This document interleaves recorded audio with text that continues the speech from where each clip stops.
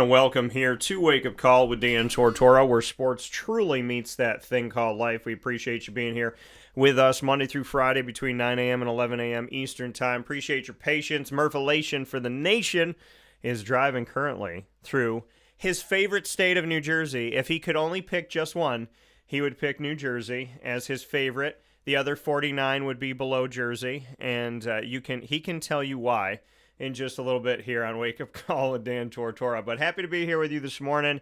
I cannot believe the weekend's over. I want to give a shout out and many thanks once again to Kevin Hart and the Plastic Cup Boys for coming into Syracuse, New York.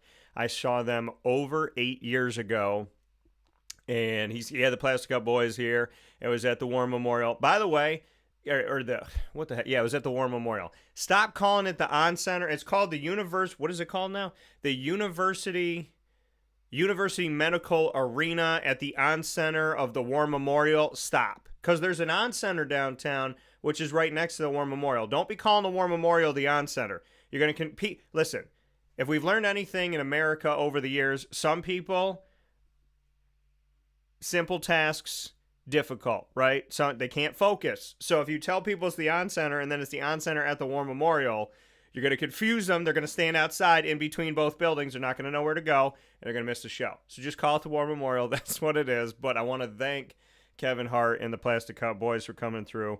It was an awesome, awesome show, and I'm happy that my buddy Johnny, brother to me, I'm happy Johnny and I got to go and experience it, and we needed to laugh. We definitely had plenty of them. So shout out to Naeem as well as Joey, to Spank, and of course to Kevin Hart for being here in Syracuse, New York. Had a great time. And shout out to Joey. I put out a video last night thanking them for coming out to my city, to my hometown, and Joey personally got right back to me. And he put young Dan, and I said, that's right. 39 years old, respect. So, and you're always young at heart. My grandmother that lived to be almost 101 years old, she lived with that motif of you're only as old as you feel. But there were days where I was like, she goes, how old am I? I said, Grandma, you're only old as you feel. She's like, well, how old am I? I'm like, 91. Or you tell her 93, and she'd be like, well, that's what I feel today. I remember one day she told me and my mom that she felt 96 years old, and my mom's like, well, you are. So my grandmother definitely appreciates you and miss you up in heaven, and we just got to celebrate her Remembrance Day. And my buddy Johnny's grandma just passed recently, so the two of us getting to go out there and laugh and do that together and just, honor our grandmas and smile for them, means a lot. So Plastic Cup Boys, Kevin Hart, you have no idea, how much that meant to the both of us to go out there and kind of recharge our battery and laugh and smile. So much appreciation to you for that. We are here inside the Great Lakes Honda City Studios, Great Lakes Honda City, coming to you on 7140 Henry Clay Boulevard in Liverpool, New York. You will find Great Lakes Honda City open Monday through Saturday for sales and service. Make sure you get in touch with them. Let them know that Wake Up Call sent you. You could just say DT sent me over here, and you can find your next ride today that you're going to be taking home with you for you and the fam. And definitely do not miss out on the opportunity of getting something from Great Lakes Honda City. First and foremost, the Honda products are fantastic products. My first ever Honda vehicle that I had, the first vehicle I ever drove in my life as my own car, the Honda CR-V 1999, arguably saved my life in an accident with a drunk driver. So thank you to Great Lakes Honda City for all you do, and thank you overall to the product that we have in the Honda product over, just in and of itself. So shout out to Great Lakes Honda City and to Honda Corp, and we appreciate you so very much. You can get more information by going to GreatLakesHondaCity.com. We are, of course, with you up and down the East Coast, the Midwest, the West Coast, and all around the globe on YouTube.com and Facebook.com, both /WakeUpCallDT, and on WakeUpCallDT.podbean.com. So however you're tuned into the show, we appreciate you for being here with us. And like I said, Murph is with me. Murph is on the turnpike, and unlike some people, he's not using his video while driving. So Murph is with us, and we're gonna see his mug up on the screen here today with that little chin hair. Got a little bit of that hair that we have here. This Marywood picture from back in the day. So it looks like a golf picture. I'm using the one where you got the little hair with the little to the side, little to the side hair, a little bit of a half smile. Got that like the chin hair going on. No goatee, but the chin hair. Yeah, it looks like a golf. That's my. I think that was my staff photo from the woodwork my senior year. Okay, all right, yeah. I mean, it looks. Listen, Murph, as long. I've put on a little bit of weight since then. Well, I mean, what I was gonna say, I mean that people do this all the time in dating profiles. So we just keep the we keep you looking spiffy. I don't know what these people are thinking though, Murph. I know you don't. This is the thing about Murph. Like I've known Murph for years. I think he's talked about women like once or twice. He just it's just not on your brain, which is fine, Murph. But if you ever got on a dating app, I just want to let you know they don't always look like their. I do. There's too many damn catfish on there. They don't always look like their picture, Murph. So I'm just saying. But we got Murph here with a little bit of chin hair. I appreciate it. So Murph, how are you? Welcome to. He is on the Garden State Parkway, and I thought he was on the Jersey Turnpike this morning. So I was gonna ask him if he was out here turnpiking like our girl Miss Snooky. But he's not. He's not turnpiking. He's Garden Stating. He's Garden State Park. If Garden State Parkway was a dance, Murph, what would the dance be? God, I don't know. That's I mean, we all know Jersey Turnpike is a Snooki special. That's right. So, I mean, but you're on the Garden State Parkway. Murph loves, as I said before, Murph is a big fan of the state of New Jersey. By far his favorite state. I don't love the state of New Jersey, but, It's his favorite state. Now, Murph, what's your deal with Jersey? Because, I mean, you're from Pennsylvania. I'm a New Yorker, so New Yorkers, we're supposed to, beef with Jersey all the time. We're supposed to playfully razz Jersey. Some people playfully, some people, not so playfully. They get a little bit angry at Jersey. But I gotta know, why do you beef with Jersey from the great state of Pennsylvania? What's your deal with New Jersey? What they do to you? What's the problem? Well, first thing is everything is way too expensive here. Even gas is starting to become expensive. I'm getting cheaper gas at home. That never happens. Yeah. No, the price of food with their taxes and everything, so much more expensive. People don't know how to drive in the state of New Jersey. If you ever see a Jersey plate, I'm sure you do up in upstate New York or in New York City or wherever you might be from. If you see a New Jersey license plate, these guys can't drive.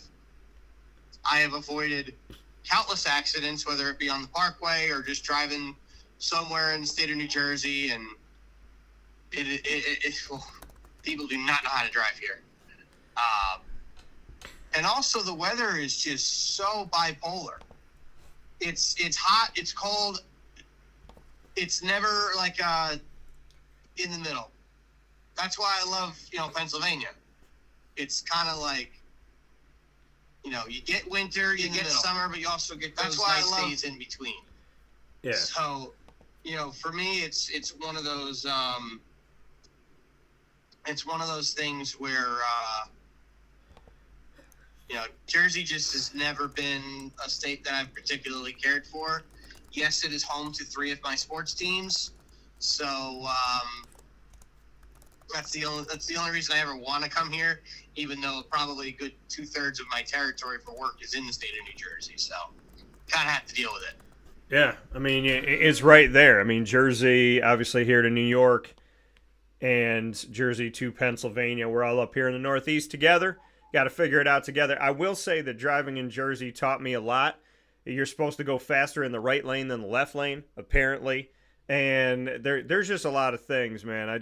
You shake your head, and like I was saying off the air to you, I dated some people from Jersey, dated a couple girls from Jersey, but one of them it was easy from Marywood, where Murph and I both went to school. It was easy to kind of get to her, so that's something that was not that. It wasn't bad, you kind of drove through. You came out of Marywood. And then I think you took 88, and when you broke off there, it wasn't that bad. You kind of went to High Point. 380 to 80 would be the way to do it. Yeah, and then you go High Point. I don't know. Well, I went whatever way that she brought me. But we went to, because she was in the Sussex area. So wasn't that bad. Her part of Jersey was kind of country. There was bears and stuff. That's North Jersey. Yeah, she had bears. So, but it was nice. I liked it. Wasn't that bad. Mike reached out this morning. He said, "Good morning. Please pray for our fallen brothers in Idaho. Great job with your show. Thank you, Mike. I hope everything's going well, and obviously prayers out and much support and love and appreciation. If you need a prayer, we pray for everybody out here. You know what? Let's do that this morning real quick. Mike said go Jays, too. He's a big Blue Jays fan. We talked about the Blue Jays this past Thursday when he had some questions for us with Papa Joe. But we're going to do a prayer this morning. We're going to wake up with a prayer this morning. That's what we do. In the name of the Father, and of the Son, and of the Holy Spirit. Amen. God, I want to pray this morning that we have peace everywhere in our lives, in our homes, and all around the world, and in any world. I pray to you, God, that we are healthy, that we are safe, that we are happy, and that we are filled with all your most precious gifts today, tonight, and so on, whether we're traveling, staying put, or both. May our days and nights and so on be long. May they be fun, and may they go by slowly. Lord, please help us to heal from whatever ails us in any way, shape, or form, things that we can see and things that we cannot see. May we heal completely and for good. And no matter what, may we heal through you. And may we handle well whatever comes our way in and out of our control. May those that have passed on always be with us. May they be in heaven with you, reunited with their loved ones that have also passed on. May we be with our loved ones here on earth and with you as well, growing closer to you in the kingdom of heaven every single day. And may we be connected to those that have passed through Jesus, who died for us and died for, forgave our sins, and who destroyed our death and restored our life in his death and resurrection. So may anyone who's passed on never be away from us. May we always be together. And may you help our spirit to never be a spirit of chaos, but a spirit of peace, kindness, and love. And just guide us and guard us with everything. Whatever turmoil we have, guide us through it and help us to heal and help us to be well and stay well, and truly help us to hear your voice and your message above any other voice, anything else out there. May we hear you, may we know it's you, and may we only follow your voice. No matter how many voices are out there against it, may we hear you, follow you, and do what you ask of us. Please, Lord, guide and guard us in your name, in the name of the Father, and of the Son, and of the Holy Spirit. In Jesus' name we pray. Amen. So, to my guy Mike out here, God bless and prayers to you. And whatever's going on in your life, I hope you're doing well, man. So, with that being said, here on Wake Up Call with Dan Tortora inside the Great Lakes Honda City Studios, Murph and I got a lot of things to talk about, a lot of things to unpack.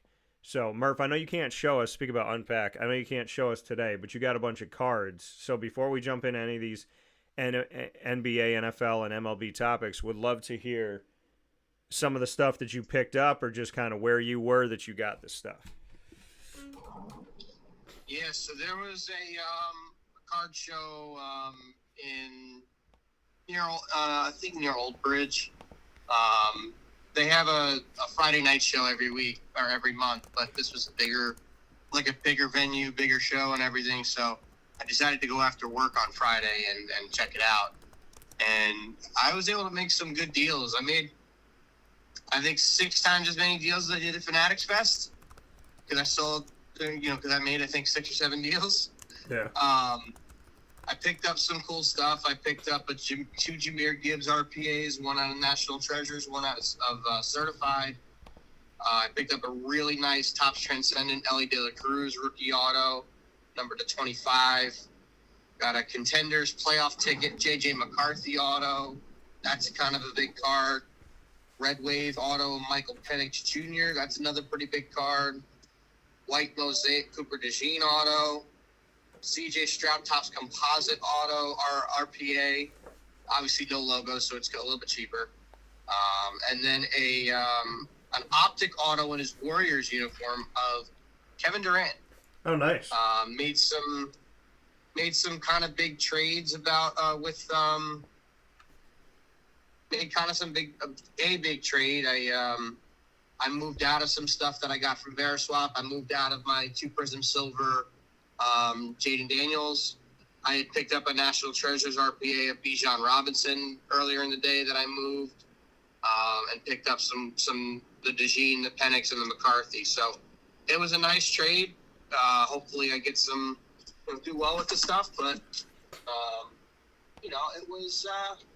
it was a fun day. It's I haven't been able to get to shows as often now with work, but now that our busy season is officially over and we're into some days where we still have some weekend events, but nothing crazy, I'll actually have some time to do stuff and go to shows again.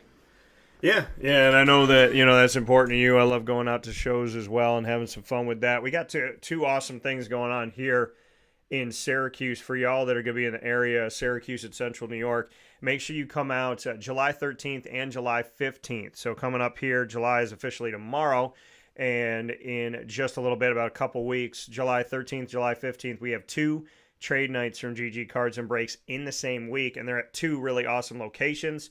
So we're going to be, for the first time ever, at Sport Zone Academy, the old Syracuse China, right there on Court Street in Syracuse, New York. So the Sport Zone Academy, we're going to be there July 13th at night. So for everybody that's used to coming to the shop, it's literally like a minute from the shop. It's like right down the road from 639 Delmar Place. So it's just bigger.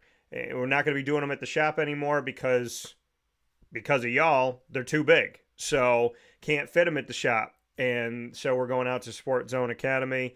And then on Thursday, July 15th, we are going to be at the Wildcat, which is where we are once a season, once in the summer, spring, fall, and winter. So looking forward to seeing y'all out there. Sport Zone Academy, July 13th.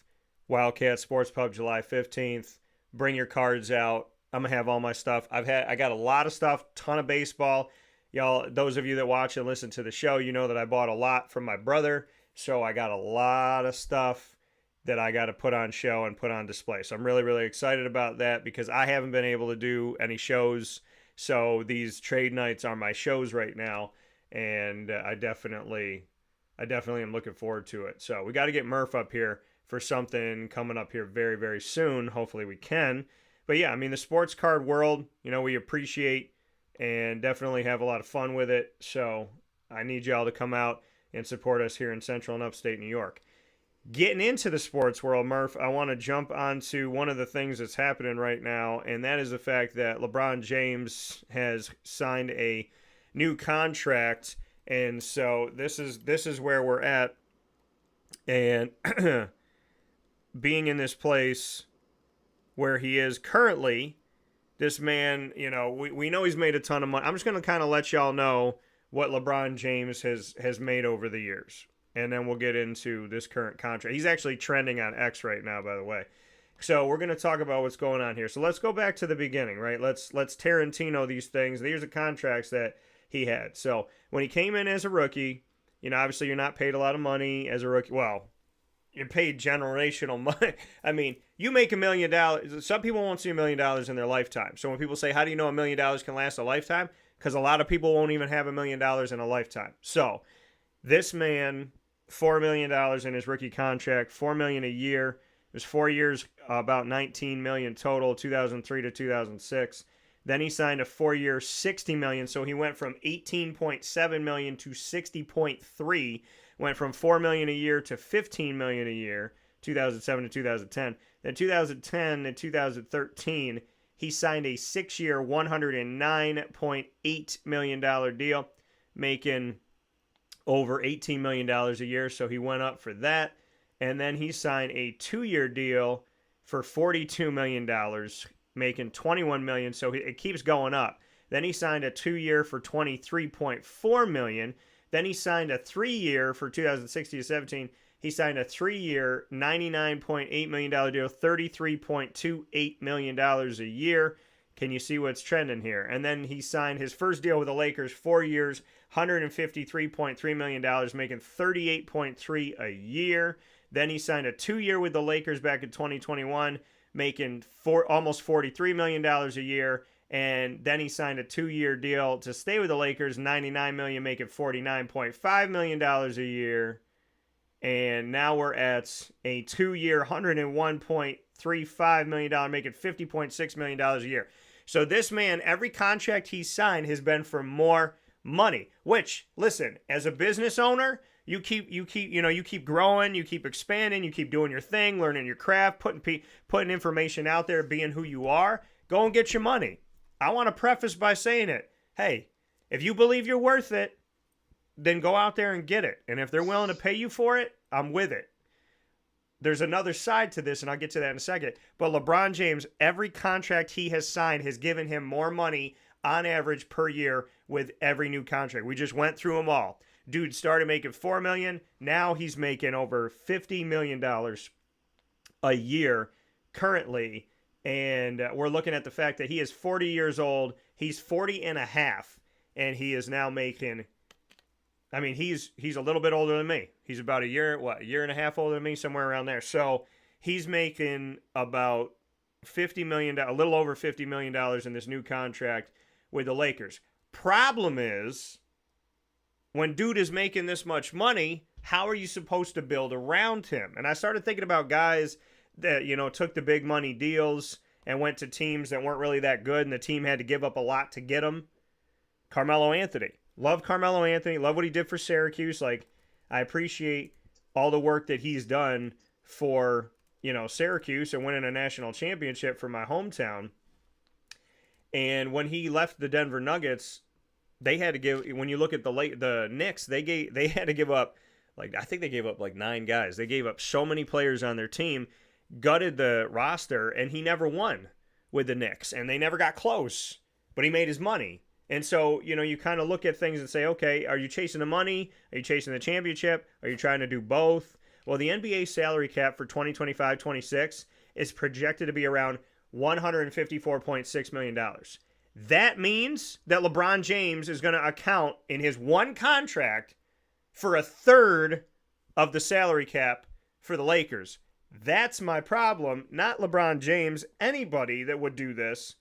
Dude's going to account for a third of the money for the entire team. How do you build a winning team? How do you build around LeBron James when he's got a third of the salary cap, Murph? I release you to give your thoughts. Now, I could be wrong, but I think the way I understand it, the NBA does have, it's not like a hard cap like what the NFL has. No, you can have have luxury, yeah. Like a soft cap, exactly. So, that's what the Celtics are dealing with right now, where, the penalties are so harsh that, if you win, it's worth it, but if you don't win, you pretty much it's costing yourself a fortune. So, in theory, you want to not have to pay all that money, so you're seeing the Celtics do that. They're trading a lot of their stars. Kristaps Porzingis already got traded. Yeah. There's rumblings that Jaylen Brown might get traded. Drew Holiday's been traded. Drew Holiday's been traded. Yeah. All these guys are making good money, so they're trying to get back down so that they can reset the tax and not have to pay all that money. So, and obviously we have Jason Tatum out who's going to be out for the next year. You're probably not going to win next year. So in theory, you want to just think about saying, hey, we might need to just tear this thing down because we're not going to have our best player next year, and it's not worth paying all this money if we're not going to compete. So, you might see them getting a high first-round pick. They're going to be bringing in a lot of picks if they trade Jaylen Brown. So, we'll see what happens there. But as far as the Lakers go with LeBron, I mean, it's just greed from him at this point. I don't think he cares about winning anymore. I think he just wants more money. He basically forced his kid onto the team. He was terrible in the NBA. He's got absolutely no reason to be an NBA player. He shouldn't even be in the G League for that matter. I read yesterday that there's still the potential that, they could look for a trade, but who's going to want to take on that contract? I mean, the Lakers also just went out and got Luka, and at the same time they have LeBron, they have, all these other guys. Who, if they do trade LeBron, who else is going to be there with Luka? Yeah. You got to think to yourself, then why the heck did they make this trade in the first place for Luka if they were just going to trade LeBron 6 months later? So, you got to think that they're trying to win something, but who are they going to do it with? They don't have the pieces. They wasted a second-round pick on LeBron's kid who has no business playing in the NBA. So he's a useless player. They don't have great depth. They got bounced in the first round for a reason. So I don't know. I say, you can't blame LeBron for wanting the money. Knowing he's got his 4 rings and everything, he's probably not winning anything again anytime soon. So, Yeah. I don't see him winning another championship before he retires. And honestly, he's got nothing left to prove. So I don't even know why he's still playing to begin with. He's still playing at an all-star level. He's still a good player. Yeah. He's not the LeBron James of old, but he's still probably a top 20 player in the NBA, I would think. Even though I don't watch it as much anymore, I'm not blind to the facts. So, we'll see. I think he likes being out in LA. I think his kid likes being out in LA. It really just is a matter of, where he wants to be. I don't necessarily think he would go anywhere else. The only place I could ever see him going back to is Cleveland to finish it out. Maybe play one more year with his hometown team that he got drafted by, make it his 3rd stint. But I don't see it. I think I could see him playing maybe 2 more years, and then there's no reason for him to play anymore. It's one of those, if he gets hurt at any point, if he has any sort of serious injury, there's no question in my mind he's done, because there will be absolutely no reason for him to come back. He's got nothing left to prove. He's already got his 4 championships. He's already got the all-time scoring record. What else do you need? Yeah, and I mean, I just put it like this. Again, you can go get it. They want to pay you $50 million. Hey, they want to pay you $50 million. Go do what you got to do. I just look at it from, and I'm not, I guess, because I saw something posted this morning of somebody saying, if LeBron goes and takes all this money, he's greedy. If he doesn't take the money, then if he takes a pay cut, he's ring chasing. It's not a pay cut to be ring chasing, because you still got to win. You know what I mean? I don't know why people would make that argument and say, if a guy like LeBron James takes a pay cut, he's chasing a ring. They said Kevin Durant was chasing a ring. The Golden State Warriors won without Kevin Durant. Kevin Durant went over to Golden State, and Kevin Durant's a hell of a player. You know what I mean? I don't think people could turn around and say he's ring chasing. And this, I mean, if anybody joined the Golden State Warriors in a certain part of time, they would say, oh, okay. They could say that about anybody. Anybody's ring chasing wants to join the Warriors, even if you sit on the bench. And they could have said that with LeBron. Oh, if you go with LeBron to Miami, if you go with LeBron back to Cleveland, if you go with LeBron to LA, you're ring chasing, da-da-da-da-da. Some people want to play with these people, some people don't. But, I mean, I look at it the Golden State Warriors, I think it's funny that they took so much hate, that they got so much negativity out there. They drafted Steph Curry, they drafted Klay Thompson, they drafted Draymond Green. So I don't know what people are having, and a bunch of other guys on the team, I don't know what people were beefing about. They didn't go get those players and assemble that team and go get all these dynamic, amazing, oh, I don't want to play against that guy, so I'm going to take him, right? They didn't do that. LeBron will go to a team, crater a team, and then say, okay, we're going to get that guy, we're going to get that guy, we're going to get that guy. That's not what Michael Jordan did. That's not what Steph did. So, I mean, I respect that. I'm not a big fan of how LeBron comes in and it's American Idol. LeBron goes to a team, everybody's on a 1-year deal, everybody's got to audition for LeBron. If he likes you, you get to stay. And people say, oh, that's not, he's not the head coach. Man, he's the head coach, he's the GM, he's the president. He's everything. When LeBron goes to a team, and listen, there are things that LeBron has done that I'm not a fan of, that if anybody did it, if he did it, if Dennis Rodman did it, if Michael Jordan did it, if Luke Longley did it, if Sean Kemp did it, if Reggie Miller did, I don't care. He walked off a court during a game with the Toronto Raptors in the playoffs that they were losing. Walked off, head down. I don't remember him coming back and shaking hands with anybody. Maybe he did. Maybe he did after the game. But the sportsmanship side of it, and just the way that, I've heard things at the end. I've heard a press conference where he talked about himself. He made a shot with 1.8 seconds left against the Raptors, and it was about, oh, yeah, I practice this every day, and I do this, and I knew I was going to make it, and da-da-da. Nothing about his teammates. And so, to me, I look at character.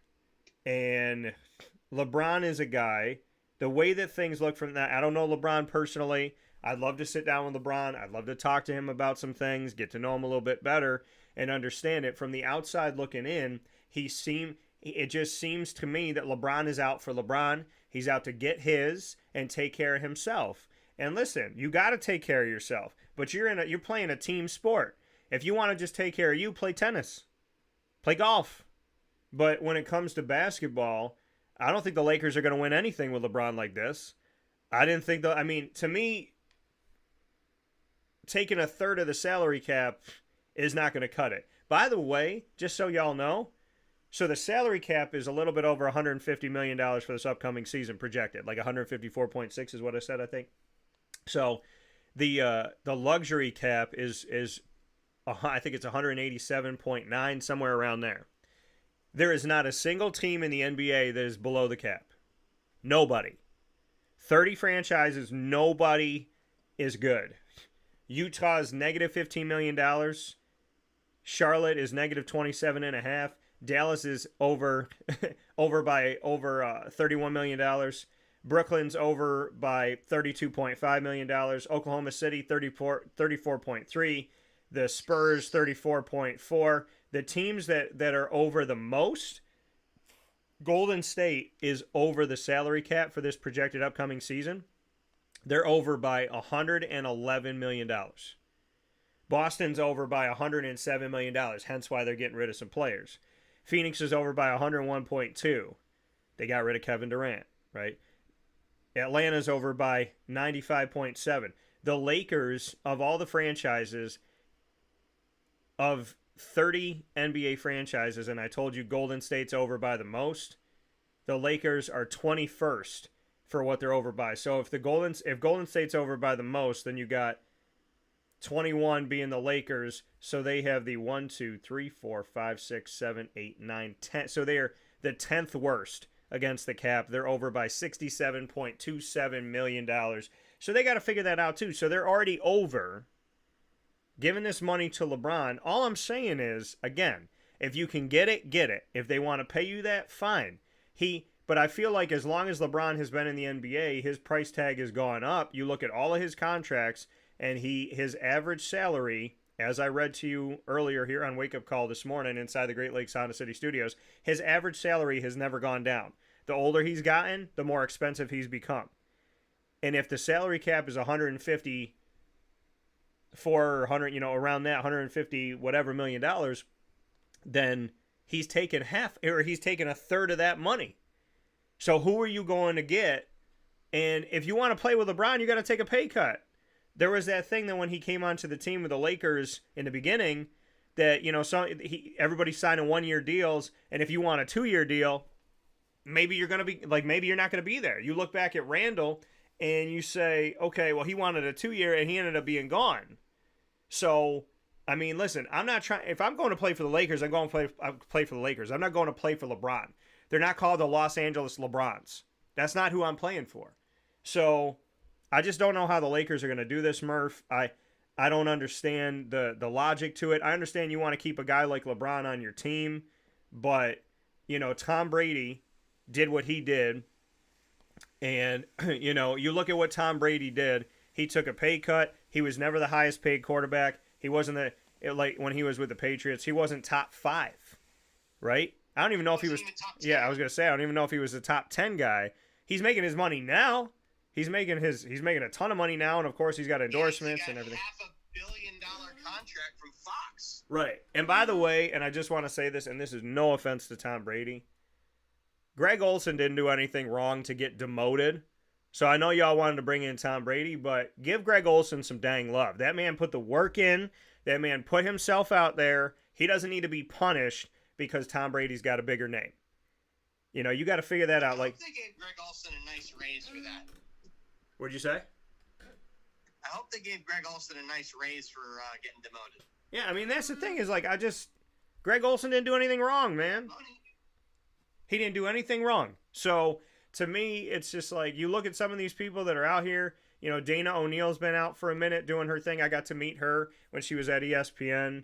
She was super, super nice. Linda Cohn's been around forever and a day. Like, there's certain people you got to take care of. Rich Eisen, my guy, that man can, he's out there doing awesome things. He's worked his tail off, the boom. There's certain people that are out there in this world that, they deserve their flowers, man. Tony Romo's been putting that work in for a long time.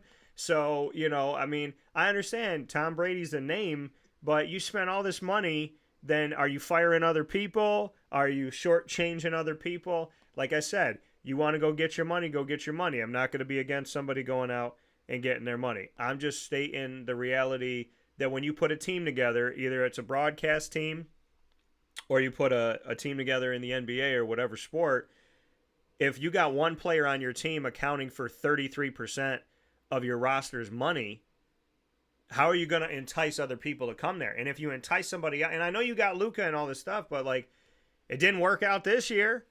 And how's it going to work out moving from here? I mean, Luka is a star. He's the face of the franchise.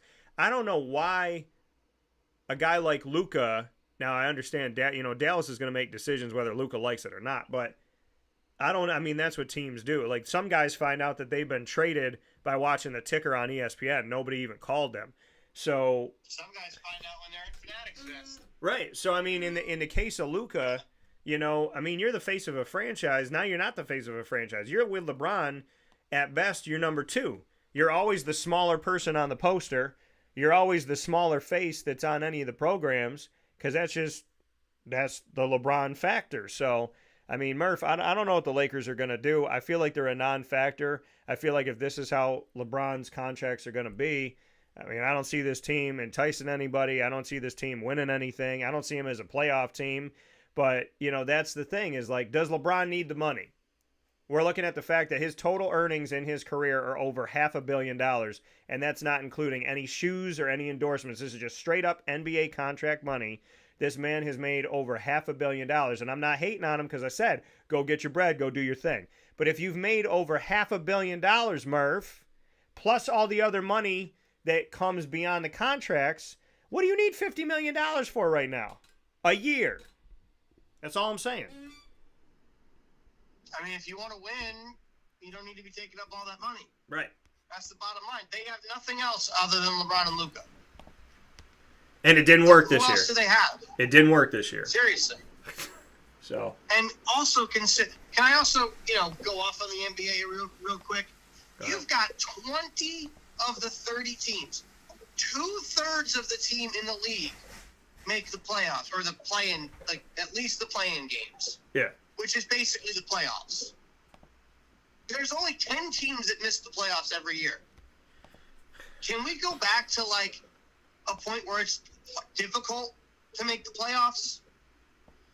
Even Major League Baseball now, they have 3 wild cards. They only take 12 teams out of 30. Yeah. It should always be below. 35%. It should always be below. 36%. It should always be below half. And in college football, the bowl system gets critique for this, and I've talked about it. Over 60% of college football teams, FBS teams, make it to a bowl game. Well, that doesn't. I don't really think that counts, though. Well, to me, it counts because you're not playing for a championship. You're just playing for a bowl game. Now, but back with the BCS, I mean, you still had a ton of bowl games. But you look at it and you say, now there's benefits to being in a bowl season. There's money. There's practices. There's a lot of things that go into that. That's important for being in a bowl season. But, I mean, the reality of it all for me, Murph, is, and I agree with you, like the play-in games for the NBA, listen, they did it with the bubble. They had it going on when they had the bubble during COVID, and apparently they saw something that they liked, and so they held on to it. So the NBA has a tournament during the season, early on in the season, to get you all excited. Which is stupid. And then they got another tournament at the end with the play-in, but that all came, in my opinion, like that came from the bubble. It came from having the play-in opportunities, and Phoenix was perfect. Here's the thing, though. The Phoenix Suns had a perfect bubble season. They went 9-0 in the bubble, and they still didn't make the playoffs. So to me, it's like it doesn't necessarily give them any type of anything, for being in that. So, I mean, I just look at what's going on in the NBA, and, I say to myself, like, yeah, the play-in is cool and all, but, you got more teams in. I wouldn't call it cool. I mean, well, what I'm saying is more people are paying attention, right? You got more fans paying attention. You got more franchises involved. But does it really help the overall? I mean, it'll help you to sell more tickets. You got more games. You got more stuff going on and whatever. But I'm a proponent for whatever you have in your league, like whatever your playoff format is, however many teams you have, franchises you have in your league, we got to break it down to be, because if you got, so you look at this and you say, you got 10 teams coming from each side. So you got the Eastern Conference, Western Conference, you got 30 franchises, right? So you got 30 franchises in the NBA, which means 15 on one side, 15 on the other. When you got 10 out of 15 making it to the playoffs, at least to do this play-in thing, that's what Murph's talking about, and that's what I'm talking about is, you got 5 teams on each side that don't make it. You got 10 total. You got 20 that are in the playoffs, even though it's a play-in, whatever. You got 20 teams of 30. It's too much. It's too much. It's too much going. I mean, you don't need to be doing that. You got losing records trying to get into the playoffs and whatnot. So, I mean, I understand from that point and from the point you're making, Murph, when it's, and my rule is if over half of the teams are making it, then, that's too much. Because, I mean, you could get a high draft pick and you're still like in the playoffs in some way, shape, or form. So I'm not a big fan of having 10 out of 15 in the Eastern and Western Conference make it to the playoffs, at least for the play-in game, because it's too many. You got to make it hard to get in, and now that you have that many teams getting in, I mean 20 or 30 when you break it down like that, 20 or 30 teams are competing in the playoffs because you got 7 and 8 and 9 and 10 trying to make it. To me, that's just it's beyond the amount of teams that should be in. It's beyond stupid is what it is. Like, if you go back to what sports used to be. Now, I still think 8 in each conference is too many. But I can somewhat understand it. It's what it's always been. All right. It's like you got 16 of 30, just over half. Yeah. I still think it's too much, but it's not the end of the world. When you go back to looking at what baseball used to be, like when the wild cards became a thing, what baseball used to be, right? Yeah. You had 4 teams in each league make the playoffs. 8 out of 30. 8. That is, let's see, just over a quarter, about 28% of teams made the playoffs. It was hard to make the playoffs in baseball. Until they added the second wild card, it was difficult. Yeah. You had the Yankees that made the playoffs every year for the most part because they're the Yankees and they always won their division. But you basically had to win your division or you missed the playoffs. Yeah. You could be in 5th or 6th place. I'm sorry, wait. NBA's got what? 6 divisions? 4 divisions? The NBA Something like that? the NBA's got 6. They got 3 on each side. Okay. You could be in 4th place in your division and still make the playoffs. Yeah. I mean, you could be in 4th place in baseball too and still make the playoffs, but the odds of that happening are astronomically low. But you could legitimately be a 4th place team in your division and still make the playoffs. Division winners mean absolutely nothing in the NBA. Yeah. In Major League Baseball, in the NFL, it means everything. Look at the Lions and the Vikings last year. The Vikings had the second best record in football, and they were the 5 seed. Yeah. Simply because the Lions were a little bit better, which they were. So, I felt terrible for the Vikings having to deal with that. But at the same time, that's the way it needs to be. Right? Yeah. That's the way things go. You have to win your division. In the NBA, it means nothing. At least in the NHL, they give you a higher seed if you win your division. There's only 4 divisions now, but still, like you get a higher seed if you win your division in the NHL. You don't do that in the NBA. You just get seeded accordingly. And you got 10 teams on each side making the playoffs, and it's like, well, you just worry about what happens once you get to the playoffs. That's not the way it should work. Yeah. And here's another reason why I hate the state of New Jersey. Traffic. Yeah. Yeah. For, no reason. Which, yeah, and the thing is, like we're talking about here on Wake Up Call with Dan Tortora inside the Great Lakes Honda City Studios, having the majority, and it could be the NBA, it could be the NHL, it could be MLB, it could be the NFL, I mean, it could be anybody, when you have that much going on, it's too much, right? When you have over half of your teams making it, it's it's too much. And in the case of the NBA having 20 or 30, it's ridiculous to know that only 5 teams in each conference don't make it. Now the Lakers, above the tax, $4 million, below the first apron, $4 million, below the second apron, $16 million. Kind of looking at things right now. So it says beyond the Luka Doncic deal, the Lakers were aggressive at the trade deadline in an attempt to shore up their center position, and they said they could look at that this season, looking at some projections here. Though the Lakers do not have cap space to sign a free agent big man such as Miles Turner, Los Angeles has a 2031 or 2032 first-round pick, 5 years of pick swaps, former first-round pick Dalton Knecht, and over $70 million in expiring contracts with Austin Reeves, Dorian Finney-Smith, Rui Hachimura, as well as a Maxi Kleber and Gabe Vincent to use in a trade. Now, the Lakers will continue to juggle 2 timelines, a win-now approach with LeBron and building a team for the future around Doncic. Now, Doncic is eligible starting on August 2nd to sign up to a 4-year, $229 million extension. The Lakers could have most of their $14.1 million non-tax mid-level exception, but only if Finney-Smith declines his option and does not re-sign. The Lakers are $20 million below the first apron if the forward doesn't return. So there's a lot of stuff going on with this, and there's different things. Like we talked about, there's the salary cap, there's a luxury cap, then there's aprons and whatnot. There's a lot of different pieces here with the NBA. Like some people are projecting that there's only $6 million to sign free agents that are going on. So I'm trying to break it down and look at this as far as, what they got and what this actually looks like here. So they're $4 million above the tax, and the luxury tax, that is, which means that they're going to have to pay, but they're below.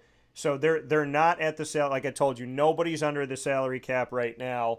The Boston Celtics are moving people. They're freeing up money. I think they said the Boston Celtics, with the 2 moves they made, frees up $180 million when it comes to the luxury tax and whatnot. But there's penalties you have to pay, right? There's things that have to happen if you're not below. So no one's below the salary cap. Teams are trying to figure out, some of them are below the luxury cap, some of them are not. But how much wiggle room does a team have with LeBron and Luka? And are you just going to do the same thing? You're just like, all right, we got the guys we got. We're going to just try again to do it this way. And again, I mean, there's 2 sides to this coin. He makes $50 million.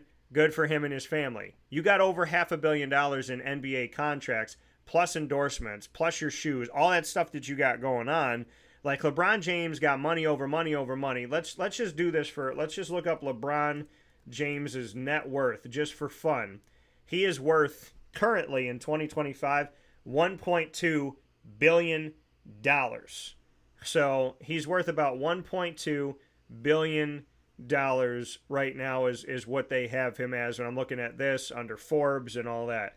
So the man don't need to take this money. If I'm LeBron James and I know, hey, I'm going to play for a couple more years, and again, like, if you gave anybody in the world $20 million, that would last their lifetime and then some. You gave somebody $4 million, that would last their lifetime and then some. So this guy's got $1.2 billion that he's worth. He's made over $500 million just in NBA contracts. I'm not hating on LeBron. Again, you got your money, good for you. They want to pay you, good. But at 40 years old, looking around saying, hey, I'm going to be in the NBA for maybe this year and next year, would it hurt a man who's worth over $1 billion to take 20, to take 15, to take 30, and free up some of that other money to go and get some players? I mean, to me, that's a conversation that seems pretty simple to me. If I'm LeBron James and I want to win a championship, and maybe that's not important. Maybe the importance is just to continue to make a crater on a team and, come in there, cost a ton of money, have a giant crater there in the cap, and then when you leave, to leave a massive crater there because you didn't sign anybody else long-term besides Luka. But if the Lakers care about their future, they need to understand that if you want to keep LeBron, but you want to build around Luka, you got to have some tough conversations with LeBron. And again, I think dude is a player, the coach, the GM, the president, because who's stopping LeBron from making this money? And by the way, If the Lakers said to LeBron, we're not paying you that, what other NBA team is going to pay him $50 million a year? And if there's another NBA team out there to do it, if I'm the Lakers right now, point blank, I've had LeBron on my team. I know what it's like for him to wear a Lakers jersey. There's a lot of great Lakers that wore that jersey that people don't need to be disrespecting. And listen, LeBron has done a lot in his career. He's a champion. I respect all that.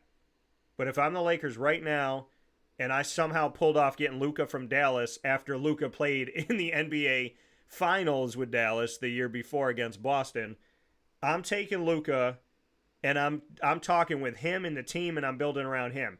And if anybody comes to me, I don't care who it is, LeBron, whatever, you come to me and say, I want $50 million and I'm trying to build a future around Luka, I'm willing to let LeBron go right now instead of paying him $50 million. And that might be crazy to some people, but I don't care if, listen, LeBron's been all over the league, right? I don't care if LeBron leaves. I'm trying to build my future. When Kobe Bryant left, it was like, what the hell are they going to do? Right? And there was that gap.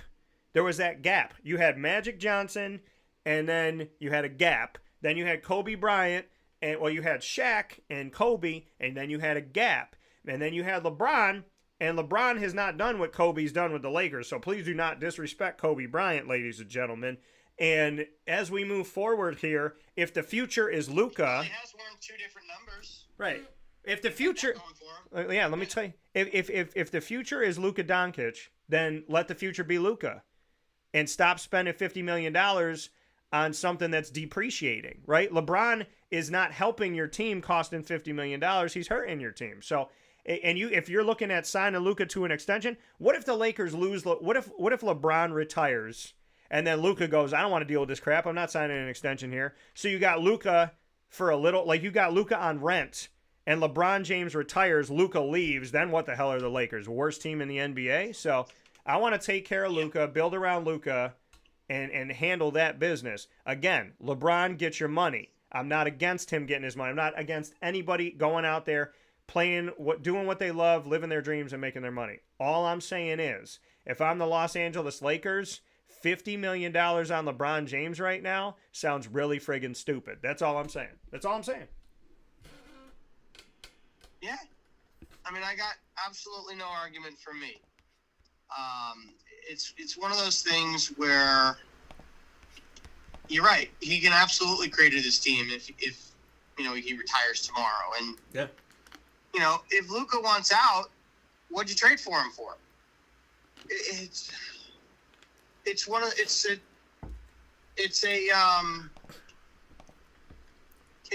a double-edged sword. Like, you want to win. LeBron does help your chances of winning, but with his big contract, it doesn't help you, bring guys in. They can't really sign anybody. Yeah. They don't really have the assets to trade for anybody. So what are they supposed to do? It's basically LeBron and Luka, and they're not going to do anything. They're going to do the same stuff that they did this year, and that's just going to be a middling team who barely makes the play-ins and then probably gets knocked out in the first round if they even make it. Yeah. I mean, and so you look at this, and I mean, you look at just Luka and LeBron. So if the projected salary cap for 2025-26 is $154.6 million for your entire team, LeBron's making 50, Luka's making he's making 45.9. So you got Luka and LeBron together accounting for over $96 million of your 154.6. You got 2 players that are almost taking up $100 million, leaving you with $54.6 million for the rest of your roster. So you got to go get 11 guys for $54.6 million. Just think about that. If you want to actually stay at the cap, which, these teams go over and whatever, but let's just play argument's sake and say you don't want to pay a luxury tax. You got to go get 11 players with $54.6 million. That means on average you're playing those guys $5 million. Now remember when he was with Miami, they paid Dwayne Wade, they paid Chris Bosh, they paid LeBron James, and then everybody else, is out here making, good money for you and I, but peanuts for the NBA. They're not making a lot of money out there. So I mean, it's just crazy to me that you look at between Luka and LeBron, you got almost $100 million locked up. And if they don't, and Luka's got a player option next year. So if Luka plays with LeBron this season and he doesn't like this and he doesn't like what's going on, he could turn around and end his contract on his player option. He could turn around to the Lakers and be like, you know what? I tried this thing out for a year and a half. I think it's bogus. I left a team where I was the face of the franchise. Now I'm not. I don't know how long this guy's going to be here. I'm not going to get coached by LeBron James, so I'm out. You know, like that. The reality is that they could lose Luka after this upcoming season if he doesn't like what's going on there. But again, Lakers, think about what you're doing. You brought in Luka, who is a guy that you have, and now Luka is 26 years old. You got LeBron, who's 40 and a half years old. You're paying him more than Luka right now. And the two of them together are accounting for almost $100 million of your $154.6 million cap. So what are you going to do with under $55 million to go find 11 players? How are you going to make this thing work? You're going to pay everybody $5 million next season? So, I mean, this is a LeBron team. Pay 2 or 3 guys a lot of money, and then everybody else makes NBA peanuts. Everybody else has got to take a hit. Everybody else has got to be a role player. If you're not LeBron James or Luka on this team, you're a role player. And that's why I would never want to play with LeBron. Because, I mean, you say, well, Michael Jordan was on a team, everybody was a role player. Hey, Steve Kerr was out there shooting threes. You had big man Tony Kukoc. You had big man Luke Longley. You had Scottie Pippen doing his thing. Dennis Rodman getting the rebounds. You had Stacey King on the team. B.J. Armstrong running the point. Ron Harper running the point. Like, if you look at Michael Jordan's team back in the day, and this is no disrespect to anybody, outside of Scottie Pippen, and they didn't have Dennis Rodman for every championship, so let's not even talk about Dennis right now. But outside of Scottie Pippen, is you know what I mean? You look at Luke Longley, Tony Kukoc, Steve Kerr, Stacey King, B.J. Armstrong, Ron Harper, Bill Wennington, Horace Grant. I mean, these are guys that were not, getting the big time NBA deals, and they weren't like the face of the franchise and this and that. Michael Jordan won with all these guys. LeBron's got him and Luka, okay? And then you got to look at the rest of the team, and you got to say who's willing to take a pay cut, who's willing to get traded, who's willing to free up money and all this stuff. And by the way, the Laker project with Anthony Davis, it didn't work. It didn't work. And this Luka thing doesn't look like it's working either, but I just want to let people know, if LeBron's going to take this much money, Luka next year can decline his player option and he can go somewhere else. And now the Lakers got LeBron James at 41 and a half years old at that point, and he's still costing you a ton of money. His price tag is only going up. You don't have another superstar. You don't have Anthony Davis. You don't have Luka. What are you going to do? Like, LeBron is a good basketball player. Nobody's saying he's not a good basketball player. Nobody's saying he's not a physical specimen. Nobody's saying he can't jump out the gym. Nobody's saying he's not a national champion. I'm just saying to the Lakers, you saw what happened to Cleveland. You saw what happened to Miami. You can see what's going to happen to you. And if you brought in Luka to be the future, then build around the future. But how the hell can you build around Luka when you got another guy on your team accounting for it? If Luka's $45.9 million, that's a lot of money. But you got a $50 million guy that's still on your payroll. So now you're saying we want to build around Luka with $54.6 million. And Murph, I'll tell you this right now. In the NBA, you don't even have to be a good player. If you're in the NBA for a certain amount of time, you hit a certain amount of rights, and there are guys that have deals that you might never heard their name before, Murph, and they are making an average salary that's absolutely insane. So when you look at longevity, you look at veterans in the NBA, and you look at different levels of players, you run into a lot of snags here. So in order to be a Los Angeles Laker right now, with Luka and LeBron on that team, you got to take a pay cut. You got to go against everything, and instead of going and getting your money, you got to just say, I want to play with LeBron, I want to play with Luka.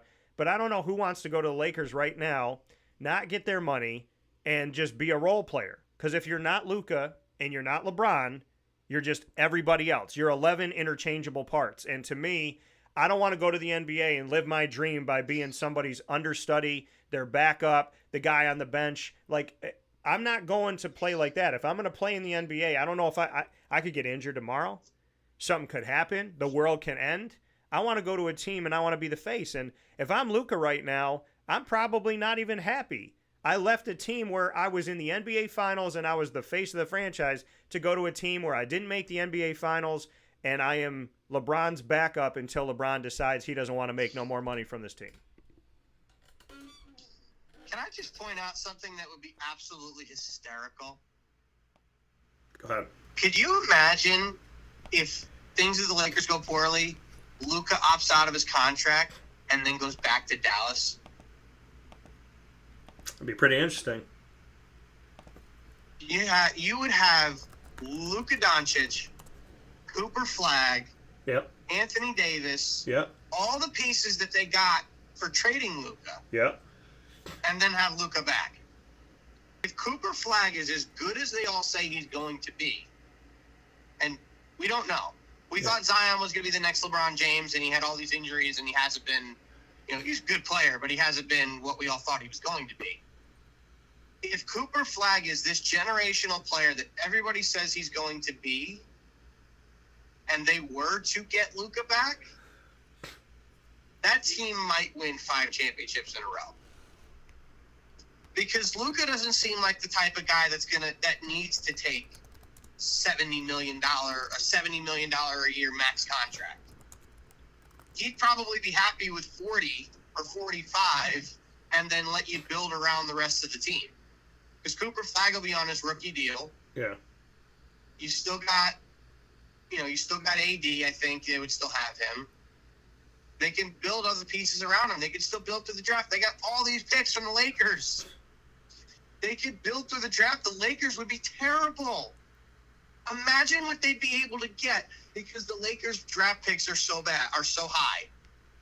And having Cooper Flagg and having Luka, that team would be unstoppable. And I don't think it's going to happen. I think Luka's probably in LA for the long term, but who knows? Like you said it, he might hate LA after this year. If he hates LA and he leaves, the Lakers are left with nothing. Right. Think about, just to put things into perspective, the San Diego Padres were in the position with Juan Soto 2 years ago where they didn't know if he was going to stay. They didn't know if he was going to go. They didn't know if they'd be able to lock him, sign him long term. It didn't seem like he was going to sign a long-term contract. So what did they do? They had all heard he'd given up all these pieces to the Nationals to go get him with 2.5 years left on his contract, which at the time, I don't blame them. It was a good deal. It's really working out in the Nationals' favor right now with what they got for him. But they went out and traded him to the Yankees, knowing full well they probably weren't going to be able to re-sign him. And they got 2 guys to put in their rotation. They got some good prospects, and they got an unwanted contract off the books at Trent Grisham. That team, granted, not as good as they were with Soto, but that team's still been pretty good without him. Because Michael King's been really good for them, and that was the main piece that they got back in the deal since they moved him to the rotation after the Yankees had him mostly in the bullpen. That's the same scenario, except they didn't bring him back. Who knows what's going to happen with Luka if and when he hits free agency? Does he stay with the Lakers? Does he go back to Dallas? Does he go somewhere else? Who knows? But from a Dallas Mavericks perspective, if they didn't think they were going to re-sign him, and with Mark Cuban coming on and selling a lot of the team and having new owners now that maybe didn't want to spend quite as much money, it makes sense for them to move him before they get nothing for him. Yeah. Because the last thing you want to have happen is for this guy to leave in free agency and you get nothing. Right. Look at what the Nationals did with Bryce Harper. They learned from that mistake with Harper and traded Soto early while they got absolute maximum value for him, knowing full well they weren't going to compete for a couple of years. They're coming back. Mackenzie Gore looks like an ace. C.J. Abrams is an all-star caliber shortstop. James Wood might be one of the best young players in the game. And they still got a guy in the minor leagues. I'm blanking on his name and who else they got. But they got a ton for Juan Soto. Granted, they didn't do as well as they probably could have for Luka, the Lakers did, or the Dallas Mavericks did.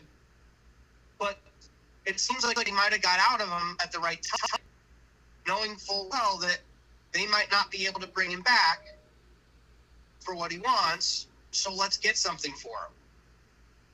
Obviously, you want to get more, but at the same time, you got something for him. That can possibly help you.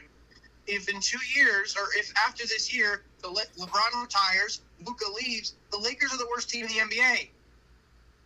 Dallas might get the number 1 overall pick. Think about what happened when the Celtics traded Kevin Garnett, Paul Pierce, and Jason Terry to the Brooklyn Nets back in the day. They ended up with 2, not 1, 2 number 1 picks as a result of that trade. Yeah. And what did it turn into? What did one of them turn into? Jason Tatum. They traded it to the 76ers so they could go up and get Markelle Fultz, as they took Jason Tatum at 3. Yeah. Well, you got to look at it right now. Imagine if that happens with Dallas. Look at the Thunder.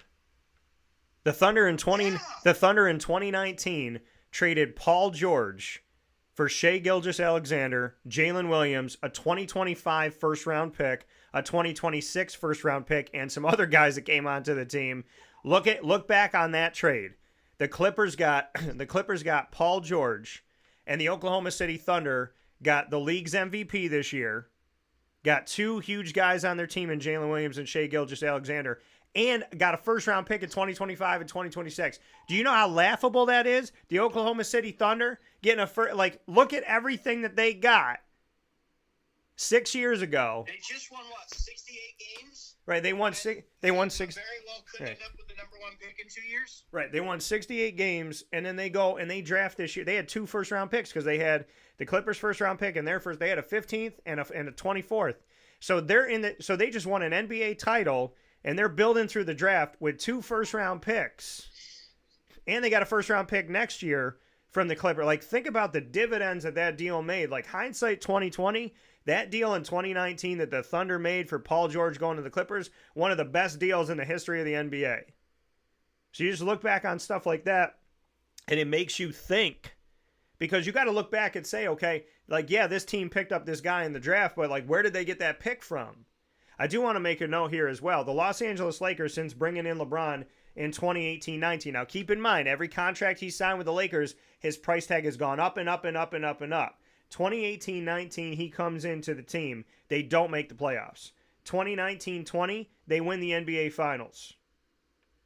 The next year, they lose in the first round. The year after that, they don't make the playoffs. In 2022-23, they lost in the Western Conference Finals. The last 2 years, they lost in the first round.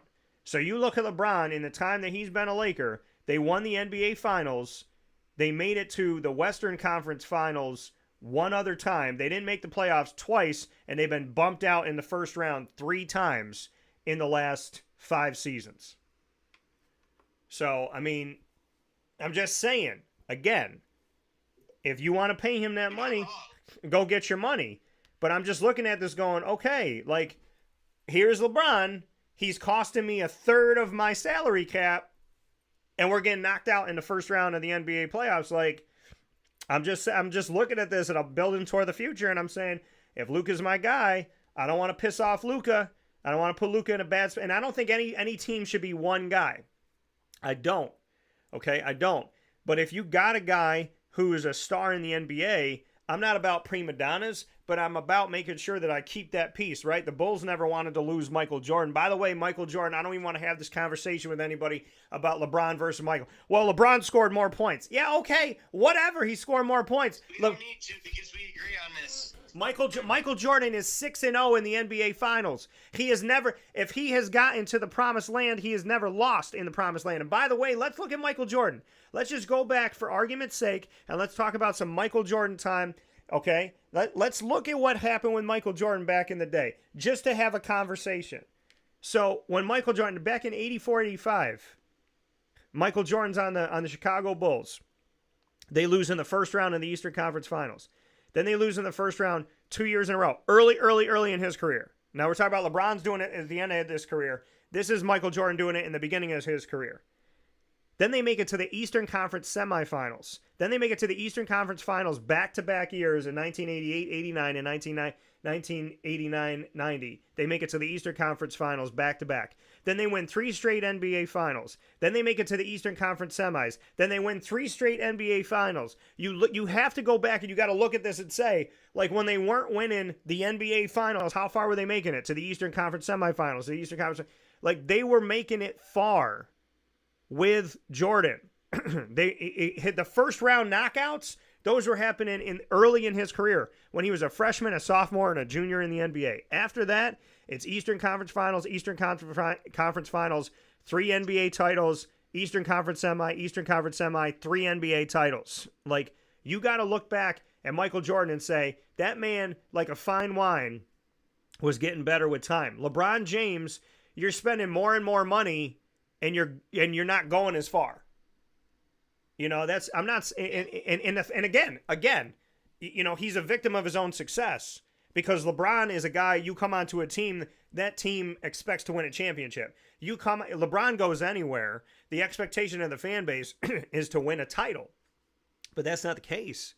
That's not the case with LeBron James. So if you're going to take a third of my salary, we better be in the playoffs. We better be in the Western Conference Finals. We better be playing for NBA titles. We're not doing that.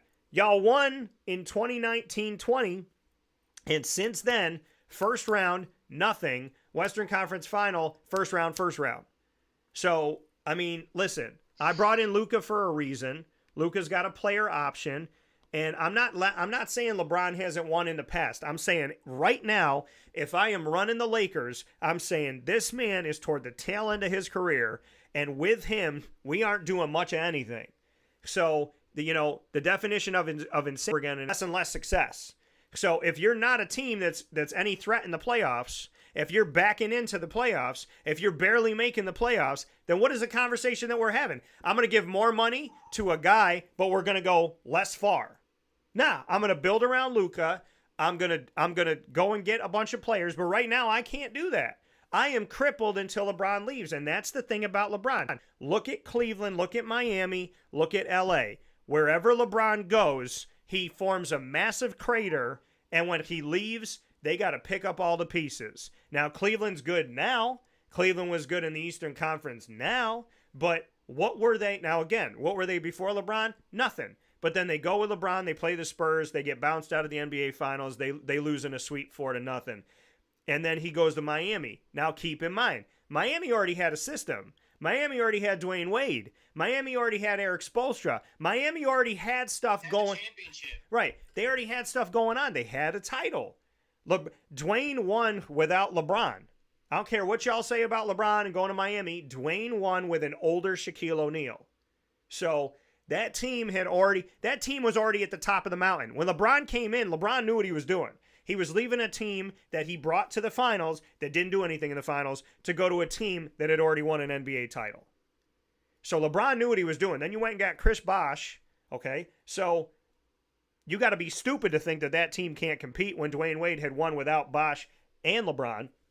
Then he goes to then he goes back to Cleveland, all right? And Cleveland's in a different place then. Then he goes to the Lakers, and okay, you won one title, and that's all well and good. Around COVID time, you won a title. Okay. But beyond, I appreciate what he's done, and I respect what he's done.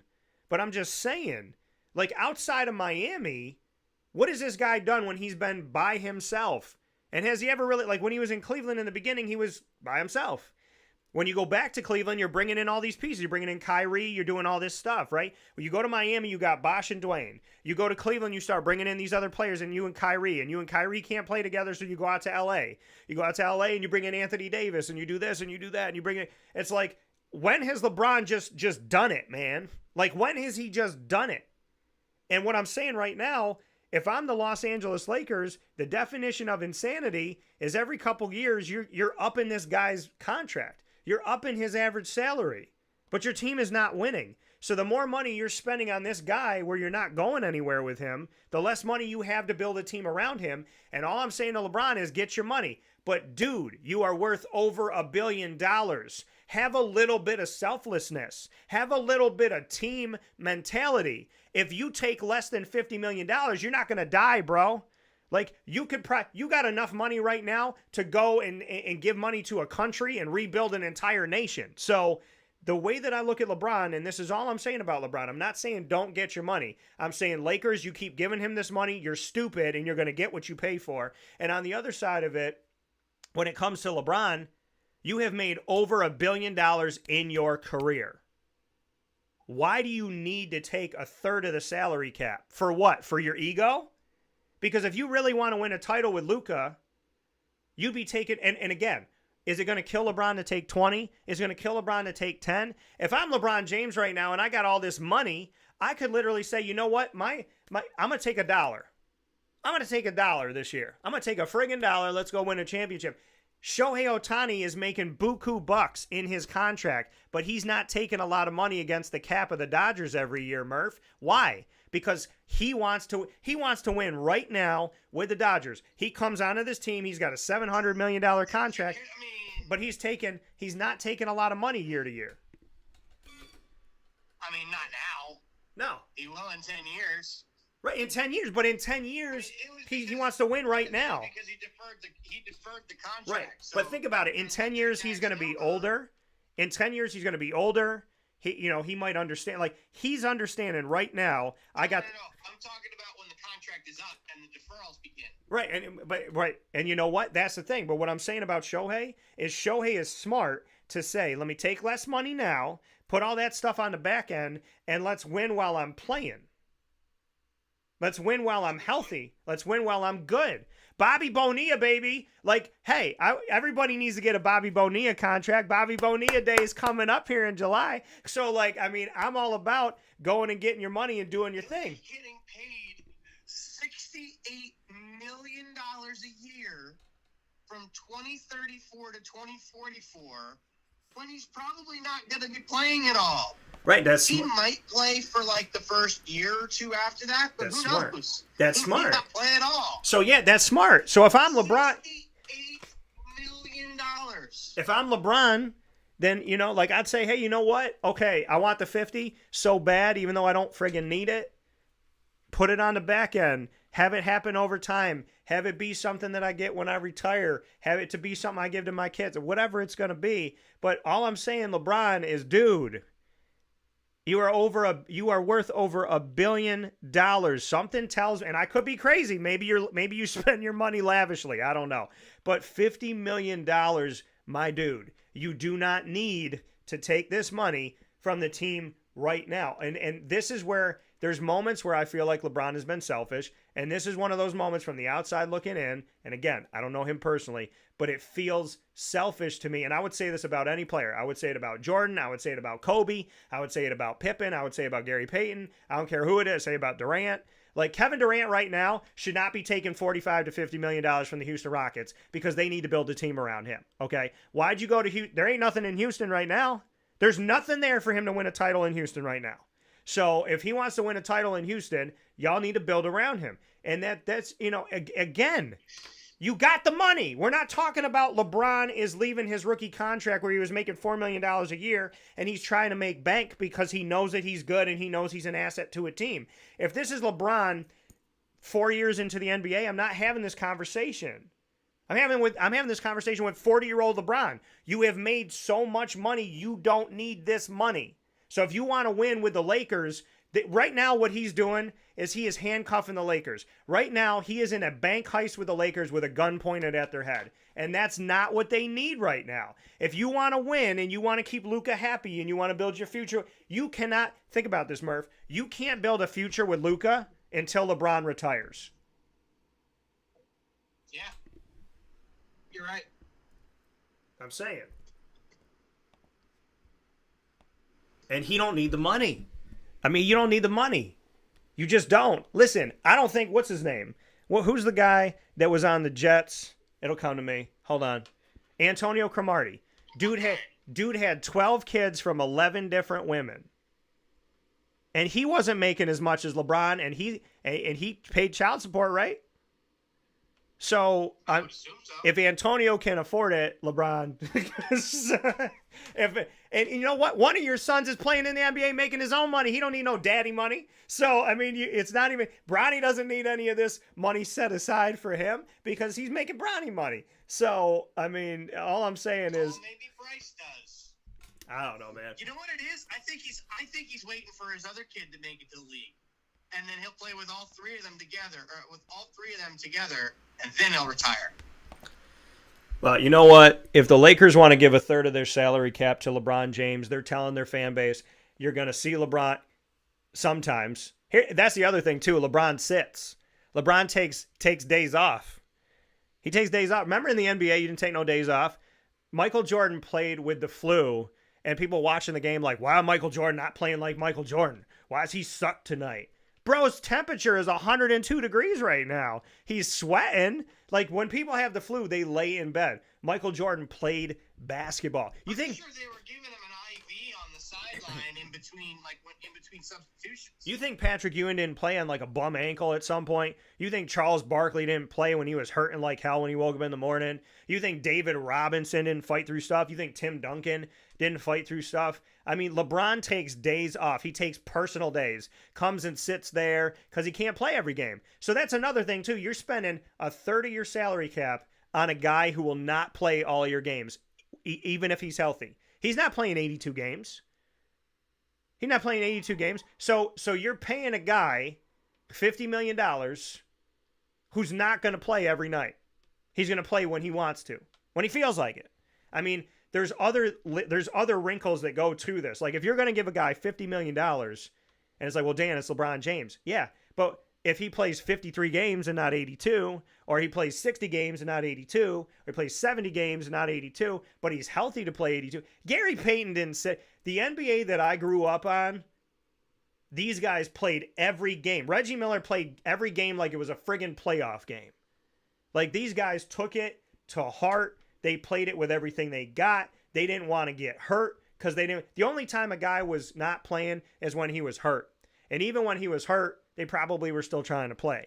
Nowadays, oh my goodness, this little baby NBA garbage of like, you know, LeBron's 40 years old and he wants to be ready for the playoffs, so he's got to sit out 15 games a year so he can. Well, is that working for you, Lakers? Y'all got bumped out in the first round the last 2 years, so sitting his booty on the ground when he was healthy, what did that do for you? Y'all got bumped out in the first round anyways. So giving LeBron his little personal days to sit there and watch the game like a fan, he's making money. LeBron is the most expensive fan in the Staples Center.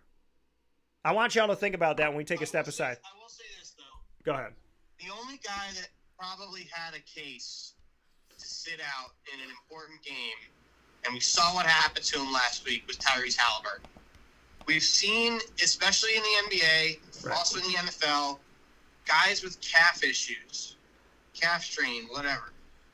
It's becoming, Achilles injuries are becoming more and more prevalent in the NBA, in the NFL. Because the Achilles, it's all connected. Mets had a pitcher that just tore his Achilles last week. Right, but it's all connected. That's the thing. Like that calf, when people are like, well, he had a calf injury, that muscle, I was talking to somebody with that does physical therapy, that muscle with your calf is connected to your Achilles. So she wasn't surprised at all that this man tore his Achilles. She said it was probably about to go. And the fact that he played on that calf was not a good decision. I know. And honestly, you can't blame him. No. Game 7 of the NBA Finals, your season's over anyway. And anybody in his shoes probably wants to play. Right.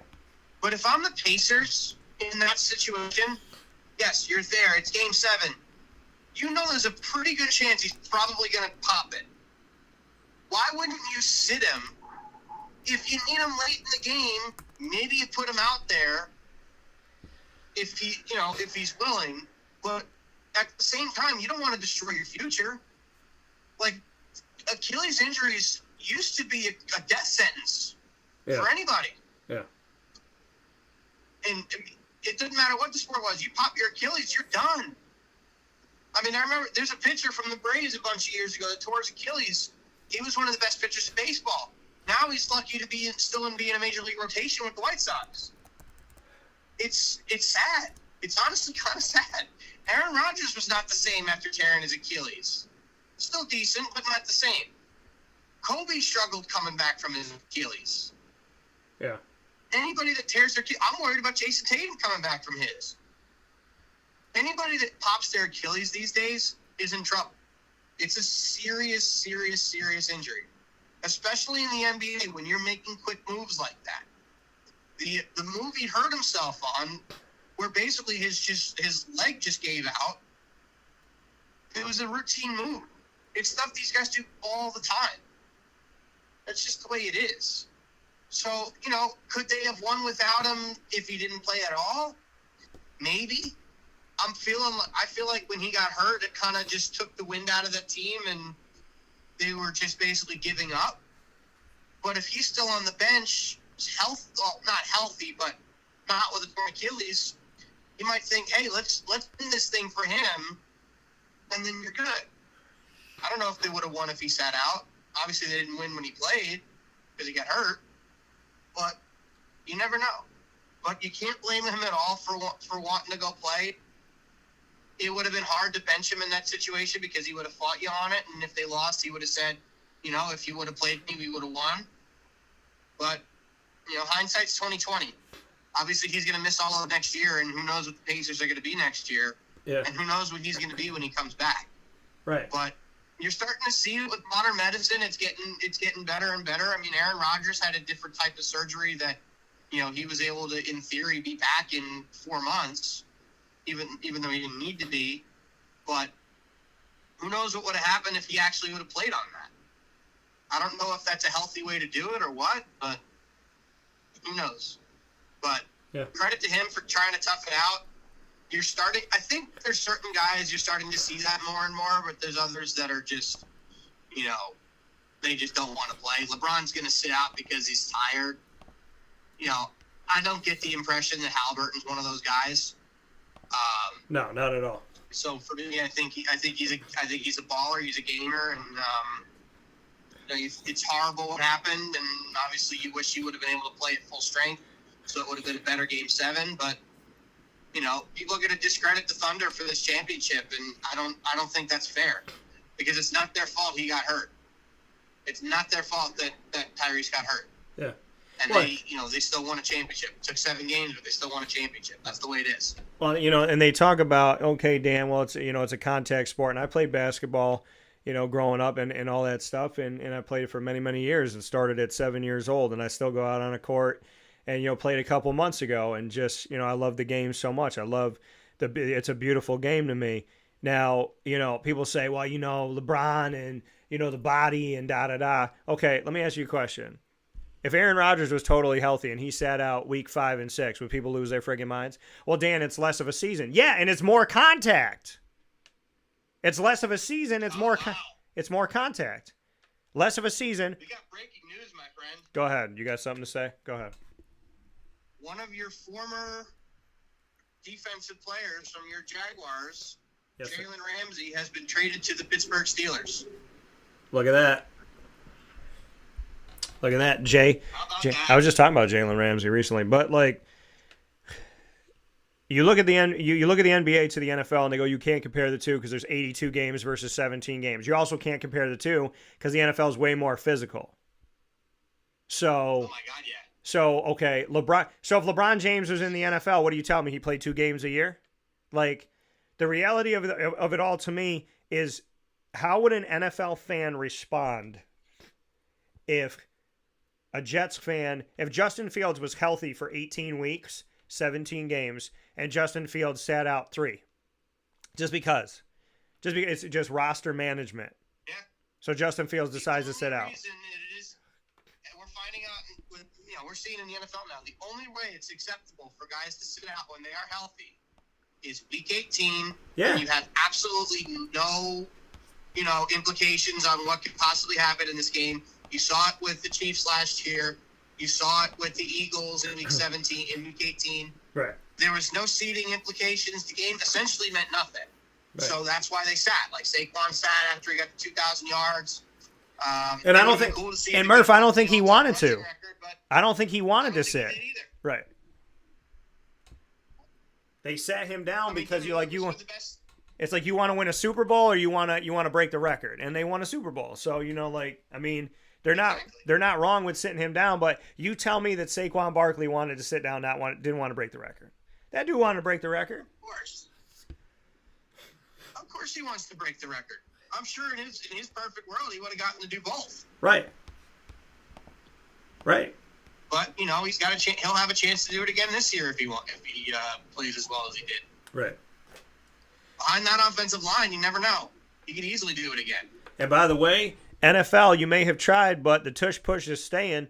Just because you can't beat it doesn't mean that you get to get. How ridiculous is that? We can't beat the tush push, so let's try and get it out like that. Who was it that the brought green that attention? The Packers. Yeah, the Packers allegedly brought the thing up, and they wanted to get rid of the tush push. To me, that is I can't call it what I want to call it because it's a family show, but like I say it to you off the air, but that is some weak-minded, weak-spirited stuff is what I'll call it. That's some weak spirit. We can't beat it, so let's make it illegal. I'm like, yeah, man, shut up.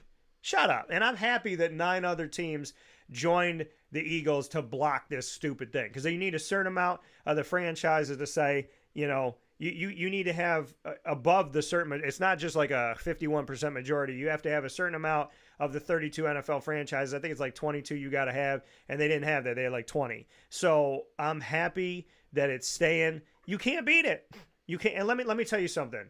If you're in the NFL, of the thousands upon thousands of players that want to be in the NFL, if you're in the NFL and you can't get a first down on 4th and short or 4th and 1, or you can't get the ball over the goal line from short distance, hey, that ain't the Eagles' problem. That's a you problem. And the reality of it all to me is the Eagles are good at it. They're the best. They are automatic. You can literally get up. They could go to commercial when it's 4th and short. They're like 90% Right. success rate. They're so good at it, And listen, they don't have Jason Kelce anymore. They're still good at it. Like the Philadelphia Eagles offensive line, running backs, tight ends, and quarterback are better than y'all. They're just better than you. That's just what it is. I mean, what are you going to do? You're going to say that what's another rule that's going to come up? Well, quarterbacks can't throw with both hands. They got to throw with their dominant hand because Pat Mahomes can throw left-handed first downs. Like, what are you going to stop? What are you going to say? Quarterbacks can't run because Michael Vick used to run all over people and nobody could stop him. Like, if you can't beat it, that's not the NFL's problem. It's like, get better. Figure it out. Like, what do you want? That was one of the dumbest. I laughed at that. I was like, man, how many franchises in the NFL came out here with some weak spirits going, well, we can't beat it, so it's illegal. Like, come on now. Like, I don't have any respect for people trying to get rid of the tush push. I don't. I have no respect for anybody in the NFL going, but mommy, I can't. Like, you're on a playground, you're a 3rd grader, and somebody's better than you at dodgeball, so you're losing your mind crying in the corner. Shut up and play some damn football. Like, I have nothing. I have nothing for any of those franchise. And listen, I respect the franchise. Like, I want the best, but I'm just telling you, Murph, that was some crybaby business. That was some crybaby nonsense. That's all that, we can't beat it. I don't shut up and play football because that just showed me some weak spirits. That's all that showed me. Get better. Green Bay, you got Josh Jacobs. Like, what's the problem? Like, I mean, you can't do the tush push, and they were trying to eradicate this thing, Murph, to the point where you can't do it anywhere. So what if I was running in the field and I'm a running back and my tight end got behind me and he pushed me? He can't do that. My offensive lineman can't grab my jersey and push me forward. Do you know what that would have done to the NFL? There would have been flags there's already too many flags in the NFL. There'd be flags on everything. If you and I were playing in the NFL and you came up behind me and I got to the line and I'm pushing and you came up behind me and you bumped me and I got into the end zone, flag. Like, such a stupid thing, and it's such a dumb thing to go up against. I hope that it's done. I hope that they don't keep voting on this thing every single year. But I'm just saying, that's some weak-spirited stuff. That was some weak-spirited stuff. I want to call it something else, but I can't because it's a family show. We're gonna take a step. Go ahead. What are you gonna say? No, you're good. So we're gonna take a step aside here. on Wake Up Call with Dan Tortora. We haven't taken a fast break. That's thanks to you, LeBron. So we're going to take a fast break here inside the Great Lakes Honda City Studios. Again, let me be clear. I'm all about people going and getting their money.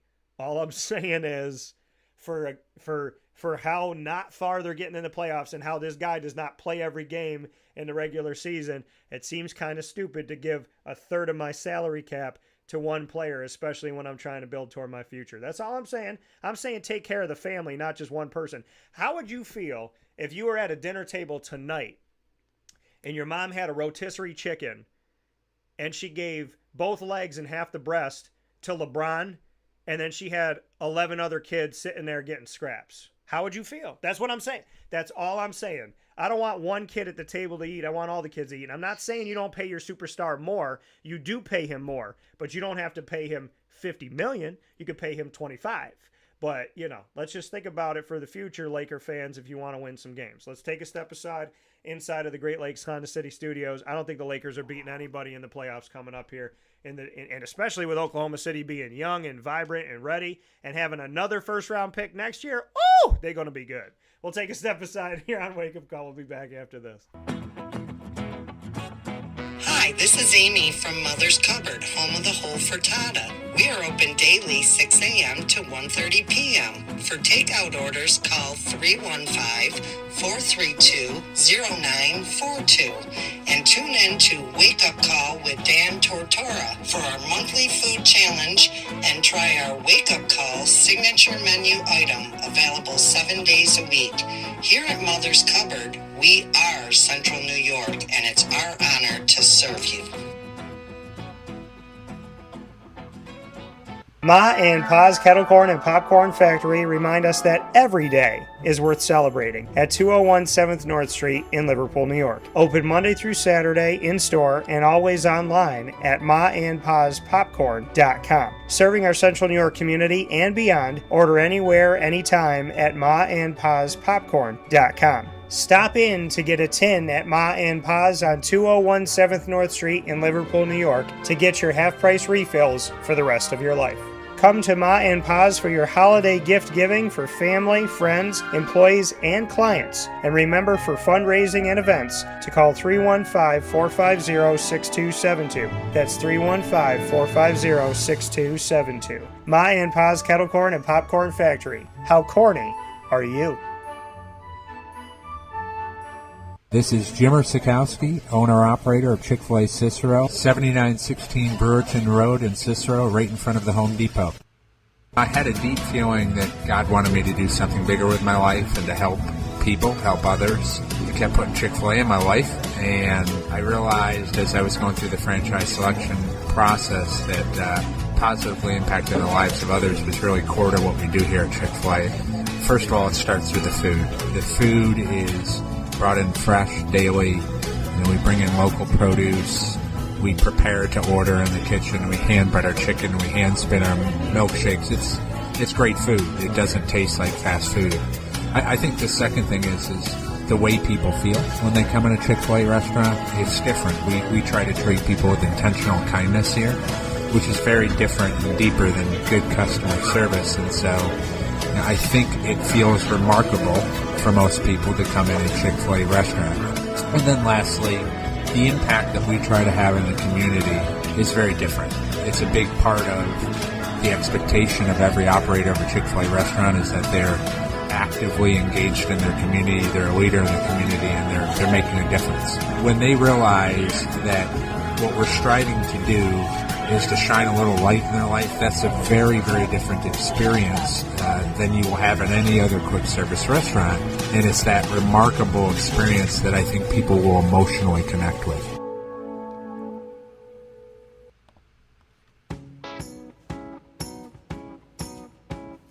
In these unique times, there are those in our community that give us a sense of normalcy and positivity. Pizza Man on 50 Oswego Street in Baldwinsville has been here for you for over 35 years and is here now. Call 315-638-1234 or order online at pizzamanbville.com to bring those familiar tastes into your home. And remember to come see our monthly on-site broadcasts centered around the community and our Baldwinsville Bees. Pizza Man in Baldwinsville. Any way you slice it, they are always here for you.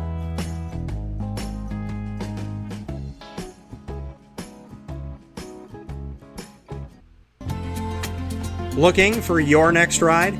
Look no further than Great Lakes Honda City, located on 7140 Henry Clay Boulevard in Liverpool, New York. Serving our community for decades, their new and pre-owned vast array of vehicles are available to you Monday through Saturday on site. To search from home, shop at GreatLakesHondaCity.com. Call 315-365-5576 to set up an appointment. That's 315-365-5576 for Great Lakes Honda City, 7140 Henry Clay Boulevard in Liverpool, New York. Great cars, great people, Great Lakes. All right, you need to come out here and get yourself the Brooklyn Pickle. I was talking about this with one of my buddies. I was like, yo, there's no better sandwich in the state of New York than the Brooklyn Pickle. And now that I found out that they're going down to North Carolina, we are taking over your taste buds everywhere you are, wherever you're going to be. You need to get yourself out to the Brooklyn Pickle. Pinehurst, you just realized that you found yourself the best sandwich shop that you're ever going to have. This is a glorious moment. It's a blessing to your community. You're welcome. Brooklyn in the house, baby. Go over to the Brooklyn Pickle. You already know what it is. You heard the man. Head to Brooklyn Pickle Pinehurst on 1788 Old Morgantown Road in Southern Pines, North Carolina.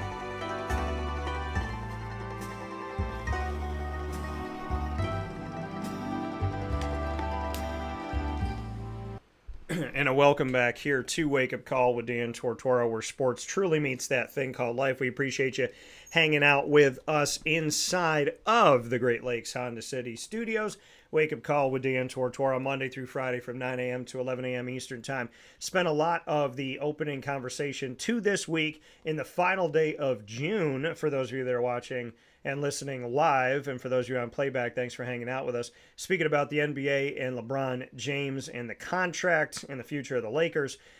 Speaking of contracts, we're going to jump into something that Murph was talking about, breaking news, and that being that Jalen Ramsey has been traded to the Pittsburgh Steelers. So I'll let you know what's going on here with this. Now, Jalen Ramsey is heading to the Pittsburgh Steelers, but I want to make sure we break down the deal and what is going on. So according to reports that are out there right now, Ramsey is set to receive a $1.5 million raise in 2025 to make his salary $26.6 million. So this is what it looks like now. The trade that's going on here, I want to make sure, and we're trying to just get all the specifics on the trade here. A lot of it is just talking about he's going to the Steelers, and obviously his money is going. They're not giving here the information. Now, he's 30 years old, and he will be moving forward. Jalen Ramsey, obviously, I spent time covering him when he was a Jaguar, many years covering him when he was a Jaguar. I'm trying to get us all the specifics here this morning as it's happening instantaneously. So he's going to the Steelers, but Minkah Fitzpatrick is another thing that I'm looking at here, and I want to make sure that we get you all the information on the trade here on Wake Up Call with Dan Tortora inside the Great Lakes Honda City Studios. So, three-time All-Pro safety Minkah Fitzpatrick to the Dolphins in exchange for three-time All-Pro corner Jalen Ramsey. I don't know why most of the stuff I was looking up here was all about Ramsey and nothing about Minkah Fitzpatrick. So, taking a look at this, right? I didn't know that Minkah was going back in the deal until now, but it seems as though it's a one-for-one trade, which you don't see that very often in the NFL. Yeah, so you typically don't. So now, yeah, here's some more of this. But anything I looked up with the Jalen Ramsey deal did not mention Minkah Fitzpatrick. Now I'm starting to see this here. So Minkah Fitzpatrick returns to Miami, where he started in his career. He was the number 11 overall pick, which is pretty cool. So, Murph, your thoughts? One for one, a DB for a DB. Minkah Fitzpatrick, who's a safety, for Jalen Ramsey, who's a corner. What are your thoughts? I don't don't know. It seems like kind of a strange trade. I mean, it's not like the Steelers are, giving up money. Right. I mean, they're giving Ramsey a little bit of a raise, and I mean, I don't know if that was written into his contract that if he gets traded, he gets a $1.5 million bonus. But I mean, realistically, I don't get this for the Steelers. I really don't. I mean, yeah, you could probably use a little bit of help at corner instead of safety. But Minkah Fitzpatrick has been one of the best safeties in the NFL for half a decade. So I don't really know. Like, I get it. You want to try to – you're going all in with Aaron Rodgers for a year to try to win a championship. It probably makes sense to have an all-pro corner instead of an all-pro safety. But it's surprising to me. And I get why Miami would want to do it because, Ramsey's kind of a toxic guy in the locker room, as you found out with the Jaguars, and that's the reason why they moved him all those years ago. But I don't know. It's a weird one. It's kind of a – it doesn't seem like a move that really makes them better. It kind of just changes where they're already good. So instead of being good at safety, now you're good at corner. It's weird, but I get it for the Steelers. They're trying to just go all in, win a championship, and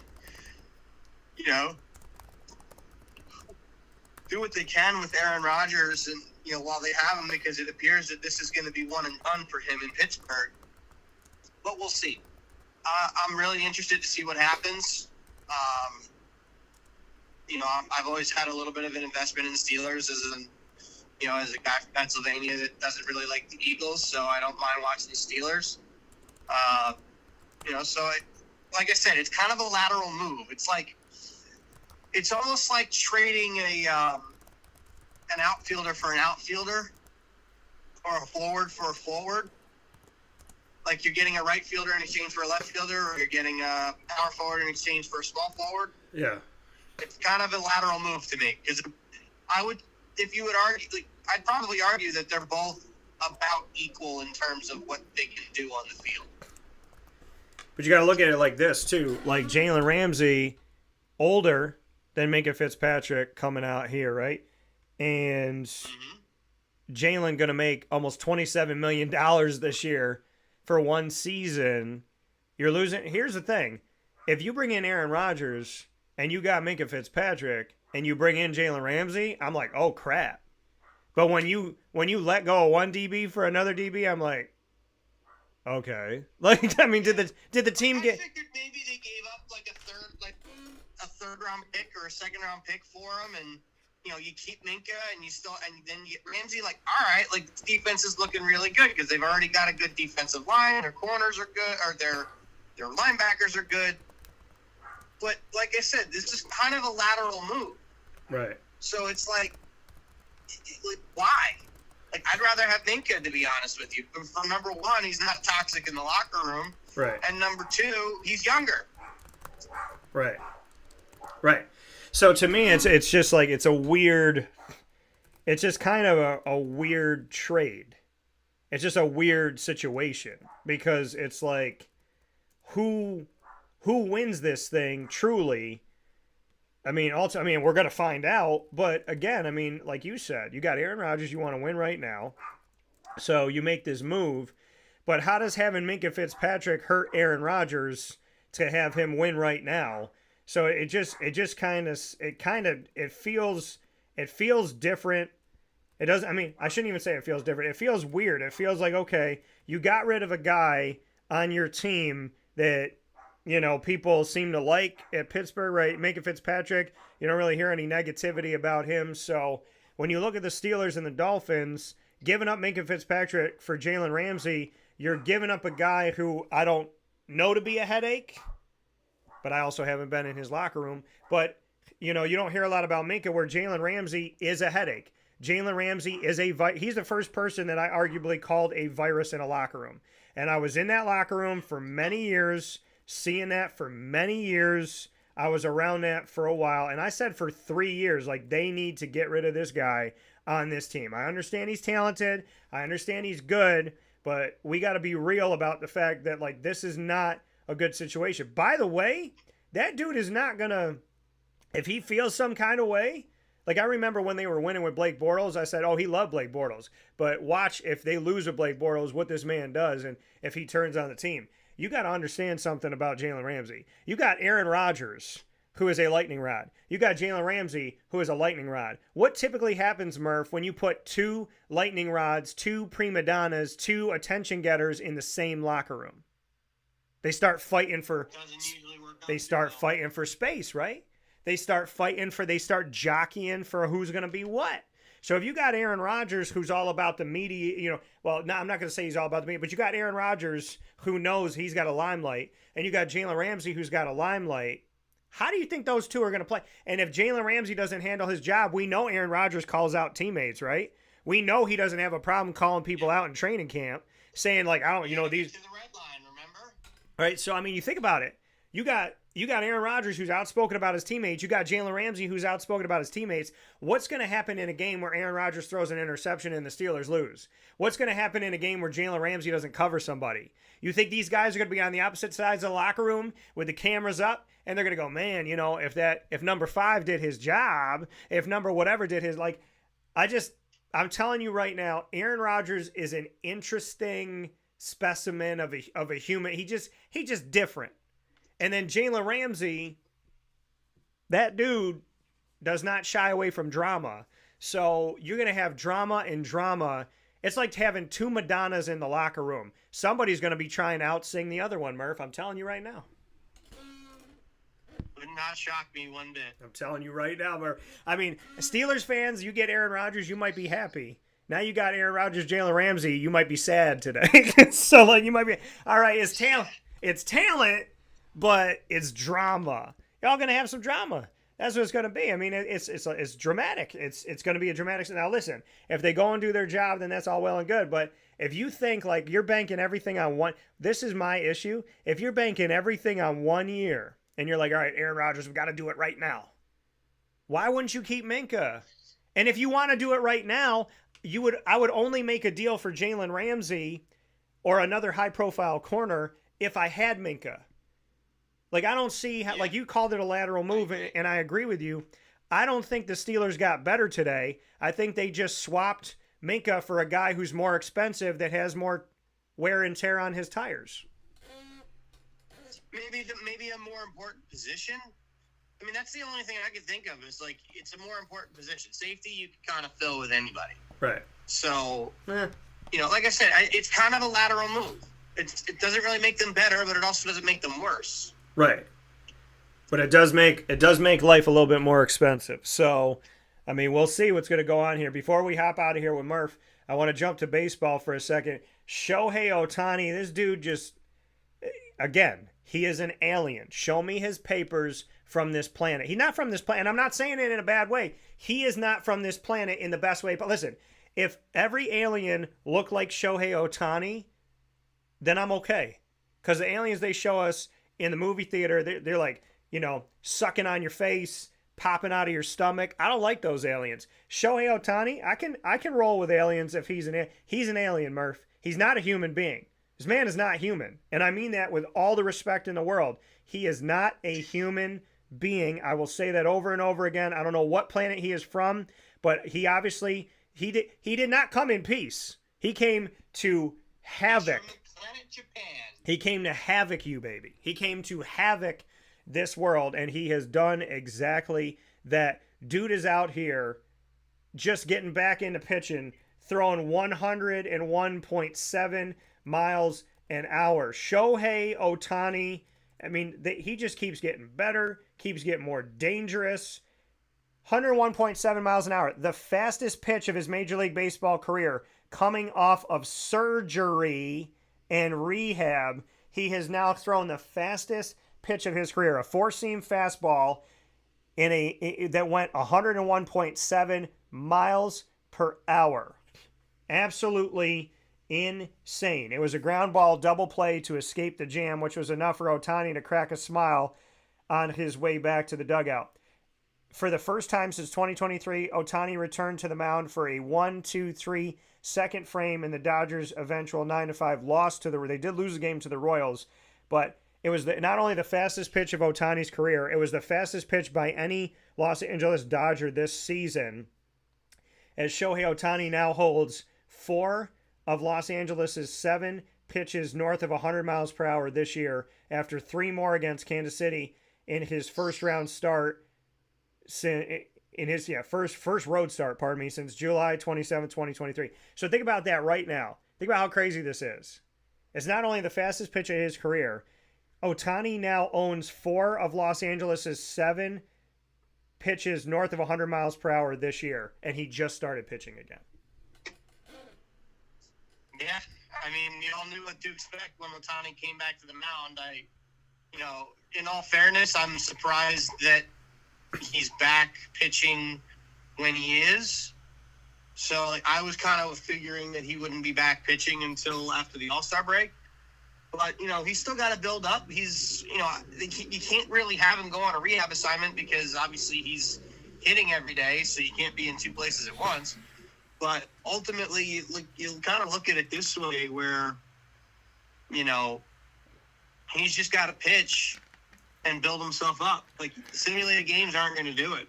Right. So he's just got to build his pitch count up, get his adrenaline going again, and by the time he does that, he'll be probably ready to go 5-6 innings by the time the playoffs roll around, I would think.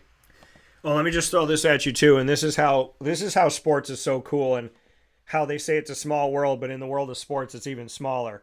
The pitch that he threw, 101.7 miles per hour, is the fastest pitch he's ever thrown in his Major League Baseball career, and it was to Vinny Pasquantino of the Kansas City Royals. Guess what? It's not the fastest pitch that Ohtani's ever thrown in his life. The fastest pitch he's ever thrown in his life was Team Japan in the 2023 World Baseball Classic, and he struck out somebody from Team Italy. Who was that? Vinny Pasquantino, and it was 102 miles per hour. So think of just, that is crazy. So think about this. Fastest pitch he's ever thrown in Major League Baseball was against Pasquantino.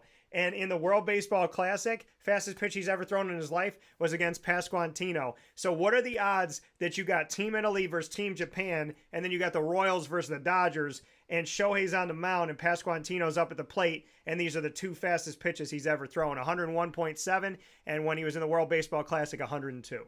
That's nuts.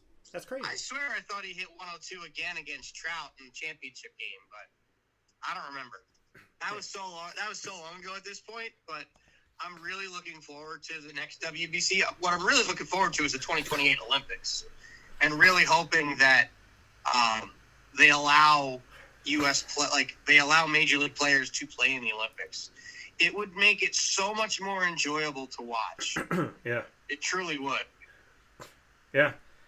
And once again, Shohei Ohtani, he had Tommy John surgery in 2018, and then had an elbow procedure done late in the season in 2023, which forced him off the mound last season in 2024.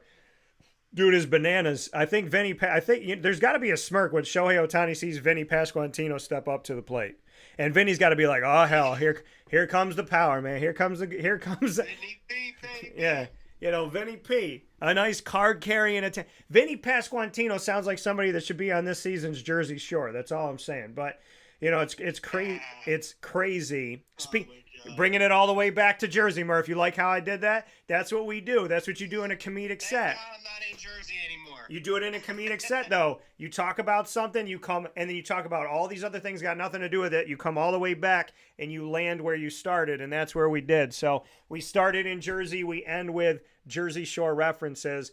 Murph, as always, I appreciate having you on the broadcast. I'm happy that you have traveled safely home, and I look forward to talking with you soon. And obviously, next week we'll be showing off some cards because I know you got some stuff, I got some stuff, and I'm going to have some box breaks coming up here. Well, that's true. I may not have them anymore. I might get new cards, so we'll find out. I mean, we're less than a month from the National at this point, so I'm kind of just trying to build up as much as I can as far as what I have in cards and what I have in cash. So we'll see. I mean, I'm gonna plan on not taking any money out of my bank account, my regular bank account, for the National. We'll see. Yeah. But I still want to go out there with a good amount of cash. So, we gotta see what happens between now and then. But I'm looking forward to it. And if I do still have these cards, I will definitely be showing them off. Well, I will say this too. GG Cards and Breaks is who we do our box breaks with. You will see some stuff coming up here on our wonderful channel, so make sure you stay tuned for that. Also want to let y'all know, put up a poll on X, the former Twitter, at CallDT, CALLDT. Make sure to follow us there today. You could vote in this poll this week. It just started, and in early voting, 53.8% of you believe the Steelers won the trade. 46.2% believe that the Dolphins won the straight-up trade. Minka Fitzpatrick safety going back to Miami, and the Steelers getting cornerback Jalen Ramsey. We will continue to discuss, as time goes by, the happenings of sports and life on Wake Up Call inside the Great Lakes Honda City Studios, and Murph is with us on Mondays. Murph, as always, I appreciate you, and I look forward to talking with you soon. Happy golfing today. Of course, my friend. I will enjoy it out there. I got a nice solid week off, so I'm definitely looking forward to that. All right, man. We'll talk to you soon, and let us know how you're doing, all right, out there on the course. Absolutely, my friend. All right, take care. That coming from Murph here on Wake Up Call with Dan Tortora, where sports truly meets that thing called life. Let's take a step aside here inside the Great Lakes Honda City Studios, and as we take this step aside, I do want to let y'all know here that I appreciate y'all, appreciate all the wonderful partners that we have, and I want to give a shout out to them really quick. So many thanks to our incredible team of partners in Central and Upstate New York, Great Lakes Honda City, Carvel DeWitt, the Wildcat Sports Pub, GG Cards and Breaks, Ma and Pa's, Avicoli's, Servomation, Mother's Cupboard, Chick-fil-A Cicero, Canine Camp Dog Daycare, Pizza Man, Brian's Landing, Lemoyne College, Brian and Stratton College of Syracuse, Binghamton University, of course, down in Southern Pines, North Carolina, the Brooklyn Pickle, and just very excited for a lot of things that are to come. And I look forward to sharing all of these wonderful moments with all of you, and implore you to go to our wonderful partners that we have here in Central and Upstate New York, as well as Brooklyn Pickle down in Southern Pines, North Carolina. With that being said, we will take a step aside, and I am proud in this step aside to start off this fast break by unveiling our newest message from Canine Camp Dog Daycare. And this is being released for the first time today. Life gets busy, and sometimes that means us running around. So Canine Camp Dog Daycare offers you an opportunity to give your dog a place to stay while you take care of what you need to throughout the day. Canine Camp Dog Daycare is located on 228 Old Bridge Street in East Syracuse, New York. You can see it from the highway, and it's just off of Erie Boulevard across from BJ's Wholesale Club. Call 315-437-7110. That's 315-437-7110 to schedule an appointment to bring your dog in and tour the facility. Appointments are Monday through Thursday after 6:30, where you and your dog can see everything that Canine Camp Dog Daycare has to offer, including a self-serve dog wash and a retail store filled with all of your dog's wants and needs, including food, treats, harnesses, leashes, and more, making Canine Camp Dog Daycare your one-stop shop for your furry-loving friend. Right, Lily?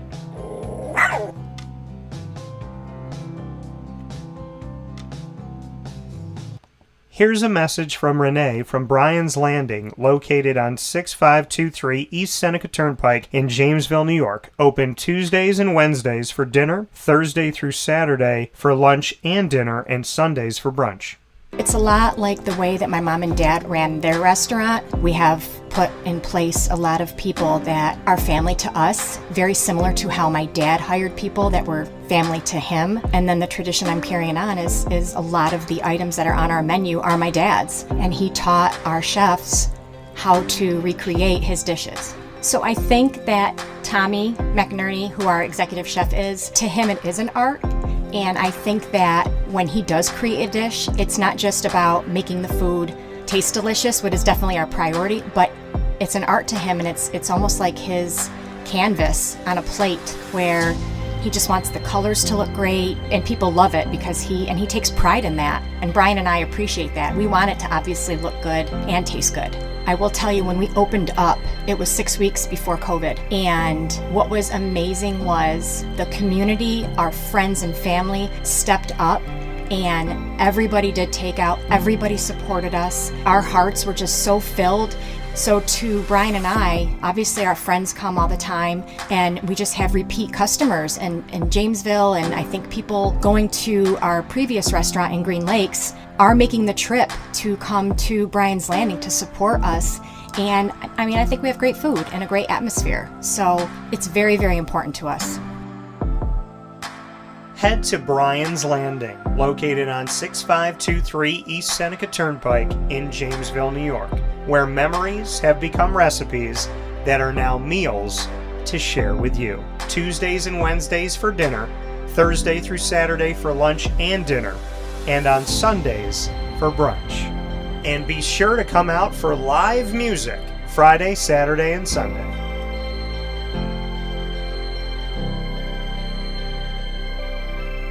Here is a special message from Brian Bruno, owner of Servomation Refreshments Incorporated. I grew up in the family business. I had the experience of working for a national food service company with thousands of employees, and as much as I enjoyed the experience I had, there's something about owning my own company and being able to change the things I saw wrong with the industry firsthand, which is why I moved back to my hometown in Canastota, New York, to launch Servomation. It was back in 2007. When we first started the business in 2007, really you didn't find any machines with credit card readers. There was a lack of variety in machines. You got stuck with basically whatever the vending company wanted to sell that day. There's a lot of inefficiencies in the business, and those were all things that we saw as opportunities, both from a customer level to improve and from an operating level to be more efficient. We've really been at the forefront of introducing retail technology into our space. We were doing self-checkout back in 2009 before it really became a national phenomenon. The whole point of it isn't to just improve the customer experience. It's to make it feel more like a retail environment where people don't have to be afraid of what they're buying behind glass. They don't have to be afraid of not being able to see the ingredients of the packages. It was an easy transaction from that standpoint. If we were to reinvent something, we wanted to make sure what we were making looked and felt more like a deli and not like something that you would traditionally see in a vending machine. I was tired of hearing for years the customers say the wheel of death because the vending machine would circle around with the same tuna salad in it. What we wanted to do was it really change the perception of that food. So allowing customers to touch it, allowing customers to feel the weight of it, allow customers to see the freshness of it, and also the variety of it really helps them change the perception and ultimately the value of what we bring to them. The point of differentiation you have to make is either in value or the quality. And I think on both of those fronts, Servomation has really, in large part, changed that value system for employees. So they no longer have to worry about bringing their food from home or having to leave their desk during the day and rush out to get back in time for their break to end. We're bringing something that they can count on in their break room every day, and they know it's going to be there, they know it's going to be fresh, and they don't have to worry about it being sold out or something that they don't enjoy. We've also heavily invested in flavored water machines, so you can get a glass of water with a fresh piece of fruit in it, along with bean-to-cup coffee machines. So there's not a day that goes by we're not surprised when we get customers that call us and say, we didn't know you could do all this. We're really lucky to have a strong group of dedicated employees. Most of our employees have been with us since inception. They're family to us, and people like doing business with people they like and trust. And I think the same thing goes for employees. In a day and an age where there's a lot of corporations that just look at an employee as a number and don't get to know them, that's just not the way I was raised or how I like to do business. So we're a little old-fashioned. We like getting close to our employees. We like knowing how we can help them. We like knowing how we can improve their lives, adjust their schedules, whatever it may be to help improve their quality of life. And we think in the end that makes for a happier employee. We're fortunate enough to have really grown over the last several years, and from Pennsylvania to Massachusetts to Connecticut, we really do have a strong connection, even though we're not in the rooms every day with these employees. There's not one single employee that we feel like we don't know, and certainly we know they can call us at any time, and they're definitely treated as family to us. I wake up every single day really excited to surprise our customers in a good way. The one thing I could tell you is I think that every one of our employees and every one of our customers will continue to be at the forefront of every decision we make. Find out how Servomation can help you and your business by going to servomation.com.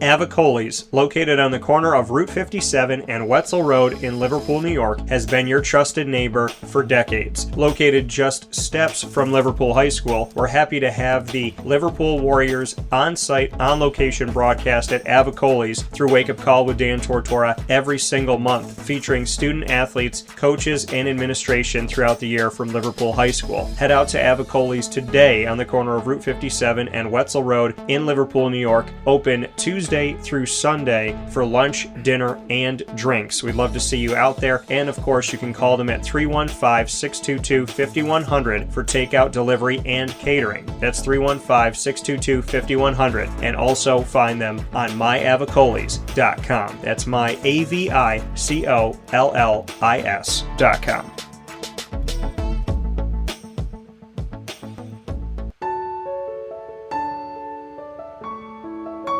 Having peace of mind when you're out of town that your furry-loving friend is safe and sound means taking them to Canine Campground, because we all know that when it comes to the love of our pets, it goes well beyond the call of duty to make sure they're safe and sound. Right, Lily?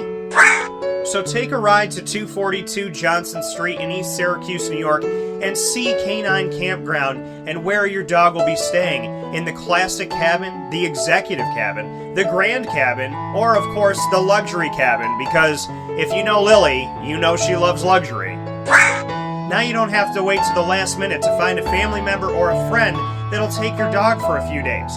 Call Canine Campground at 315-299-4013. That's 315-299-4013. Their drop-off and pickup times are Monday through Sunday. Check K9campground.com for more information. That's the letter K, the number 9, and campground spelled with a K.com. K9campground.com. When you're going out of town, bring your dog to Canine Campground.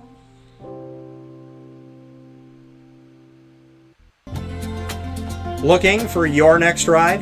Look no further than Great Lakes Honda City, located on 7140 Henry Clay Boulevard in Liverpool, New York. Serving our community for decades, their new and pre-owned vast array of vehicles are available to you Monday through Saturday on site. To search from home, shop at GreatLakesHondaCity.com. Call 315-365-5576 to set up an appointment. That's 315-365-5576 for Great Lakes Honda City, 7140 Henry Clay Boulevard in Liverpool, New York. Great cars, great people, Great Lakes. Carvel DeWitt, it's what happy tastes like. Do you know why? Because we make ice cream. Creamy, rich, flavorful ice cream. Not yogurt or iced milk like some of our competitors. Ice cream. Fresh, by hand, daily. For the calorie conscious, we have something new for you. Our new Carvelite. Same great flavor, creaminess, and texture of our regular ice cream with only 35 calories an ounce. So whether you want an ice cream cake, flying saucer, dasher, carvalanche, hard or soft ice cream, we will satisfy your craving with our fresh, handmade regular or new Carvelite ice cream. Carvel DeWitt. It's what happy tastes like.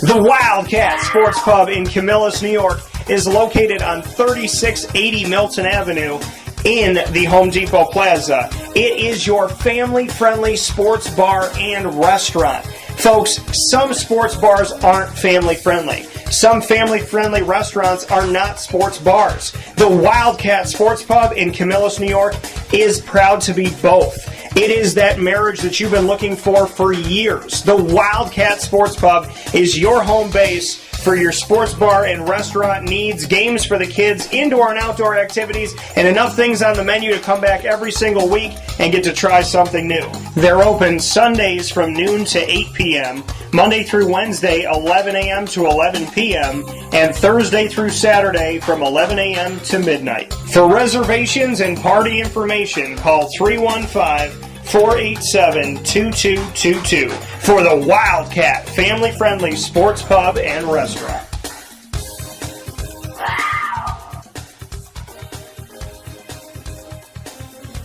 GG Cards and Breaks. Like, comment, subscribe. GG Cards and Breaks comes to you on 639 Delmar Place in Syracuse, New York. and they are open Tuesday through Saturday from 10 to 6, Sundays from 10 to 5, bringing you all of your sports card and trading card wants and needs, from singles, graded cards, packs, and boxes. You can look through their display case and buy what you see, or you can try it out and see what you can get out of packs and boxes. Test your luck. See what you can get. You never know what you're going to find at GG Cards and Breaks. That's the beauty of it. From the display case to all those graded cards to what's on the shelf in packs and boxes that are sealed, you can be bringing home something amazing any week of the year. And, of course, it's a great place to go and get gifts for your loved ones. Being a big kid is important, and I think the best adults in this world are the ones who never lose their kid spirit. GG Cards and Breaks keeps our kid spirit alive when it comes to collecting sports cards as well as Disney Lorcana, Yu-Gi-Oh!, Magic the Gathering, and Pokemon. You will find it all on location there for you at GG Cards and Breaks. Go and be a big kid today. Have some fun and make a memory. I cannot thank Josh Anthony and the staff enough for all the work that they do behind the scenes and in front of us that shows them going the extra mile to truly bring an experience to everyone that walks through the door, that lives in central and upstate New York, as well as those that travel into town, something unique, something special, something genuine, and something consistent. Thank you, GG Cards and Breaks. With that being said, here on Wake Up Call with Dan Tortora, I want to thank Murph again for being a part of the show. We spoke about the NBA, the NFL, Major League Baseball, talked a lot about LeBron, and really just utilizing LeBron as any player when it comes to, if you're going to give someone a third of your salary, how can you truly build a team, and how can you build for a future around Luka, and knowing that Luka has a player option after this season. If he doesn't like the way things are going and LeBron sticks around, could Luka turn around and be like, you know what, I don't even want to be here? And you know that the NBA is going to be rushing after Luka, so they might rush after him in general. You know, I mean, he can lock something up with the Lakers. What I read that starting in August, he can extend his contract, but what if he doesn't? What if he decides that he doesn't want to do that and he becomes a free agent? I mean, there's something to be said about that too. So, yeah, on August 2nd, he's eligible to sign a contract extension with the Lakers. He can choose between a 4-year, $229 million extension or a 3-year, $165 million extension with a player option in 2028. So that's something that you could be looking at right here for the future, but let's see. So we spoke about that. The NFL breaking news, Minkah Fitzpatrick being traded straight up for Jalen Ramsey is what we're seeing right now. You can vote on Facebook, X, and Instagram and tell me who won it. Facebook at Wake Up Call DT, there's a post up. X, there's a poll up. And on Instagram, on my story, I'm going to put a poll up momentarily, so make sure you vote in that as well. And we finished off our conversation today by speaking on the fact that Shohei Ohtani is, in fact, an alien in the best of senses. He's come from another planet to bring us a beautiful form of baseball on the pitching mound and hitting the ball. Thank you for tuning in to Wake Up Call Monday through Friday from 9 a.m. to 11 a.m. Eastern Time on YouTube.com and Facebook.com, both /WakeUpCallDT, and on WakeUpCallDT.podbean.com. Once the shows go live, they hop into the archive. This one will, and I'm very excited for this. So we will be seeing Amazon Music, Audible, iHeartRadio, iTunes, and Apple Podcasts, Player FM, Podbean, Podchaser.com, Podvine, Spotify, TuneIn, and YouTube will have this new episode, as well as so much more on Podbean alone. There's over 1,900 episodes of Wake Up Call. Search Wake Up Call with Dan Tortora, or one word, Wake Up Call DT, on your favorite podcasting platform. Follow and subscribe so you never miss a show again. Big time thanks to our team of partners in Central and Upstate New York: Great Lakes Honda City, Carvel DeWitt, the Wildcat Sports Pub, GG Cards and Breaks, Servomation, Ma and Pa's, Avicoli's, Mother's Cupboard, Chick-fil-A Cicero, Canine Camp Dog Daycare, Pizza Man, Brian's Landing. Want to thank down in North Carolina, the Brooklyn Pickle, who brings you in a New York Minute, which gives you inspirational minutes of wisdom and knowledge and things that I've gained over time to help you do positive things in your life, help other people, get off the couch and chase your dreams. The newest episode of In a New York Minute, brought to you by Brooklyn Pickle in Southern Pines, North Carolina, is the topic, I Dare You to Move. 1788 Old Morganton Road in Southern Pines, North Carolina. Head over there today. Speaking of daring you to move, get in your car or your bike or just take a nice walk over there. They're right by Pinehurst Golf Course, less than 10 minutes away. Southern Pines, Brooklyn Pickle, North Carolina. Let them know that Wake Up Call sent you their way.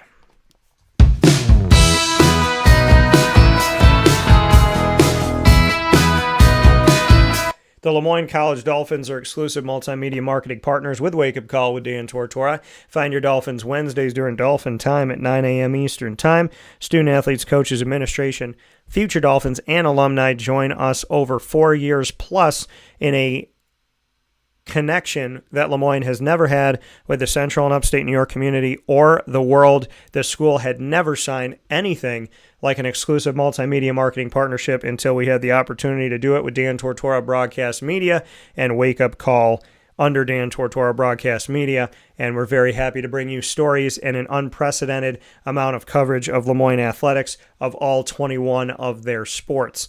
So make sure you go to youtube.com/wakeupcalldt, click subscribe, hit the notification bell, and find our Lemoyne playlist. You'll also find the Dolphins on wakeupcalldt.com's homepage and underneath the exclusive partners tab for more information.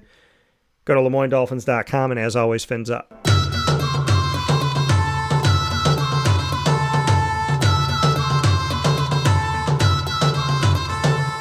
The Bryan and Stratton College Bobcats of Syracuse are exclusive multimedia marketing partners with Wake Up Call with Dan Tortora. Find your Bobcats every single month hanging out here with us, student athletes, coaches, administration, and alumni. We just were the exclusive partner for them in so many things. In our multimedia marketing partnership, we get to do things you won't find anywhere else, including being their exclusive partner for signing day for DeCourcy Corley, as well as Camden Atkinson joining the men's basketball program for the 2025-26 season. We will have sit-down exclusive interviews with both of them airing this week, as well as a sit-down exclusive with head coach Clay Gagan Sherman. You'll find all of our Bobcat Buzz episodes by going to youtube.com/wakeupcalldt. Click subscribe, hit the notification bell, and find our BSC Syracuse playlist. The Bobcats are also on wakeupcalldt.com's homepage and underneath the exclusive partners tab. For more information, go to syracuse.bscbobcats.com and go Bobcats.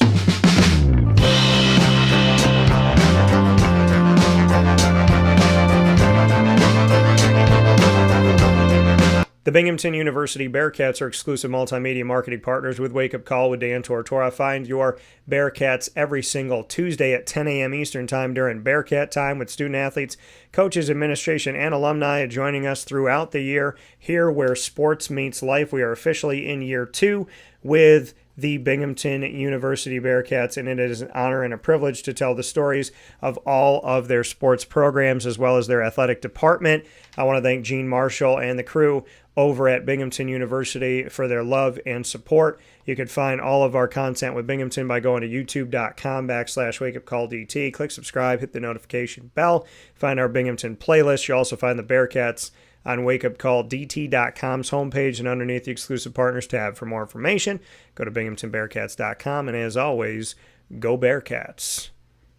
I want to thank you on behalf of Brendan Murphy. I want to thank Murph for being with us on the road. You didn't get to see his face because he was driving and driving safely, so he spoke with us hands-free on his way back home today.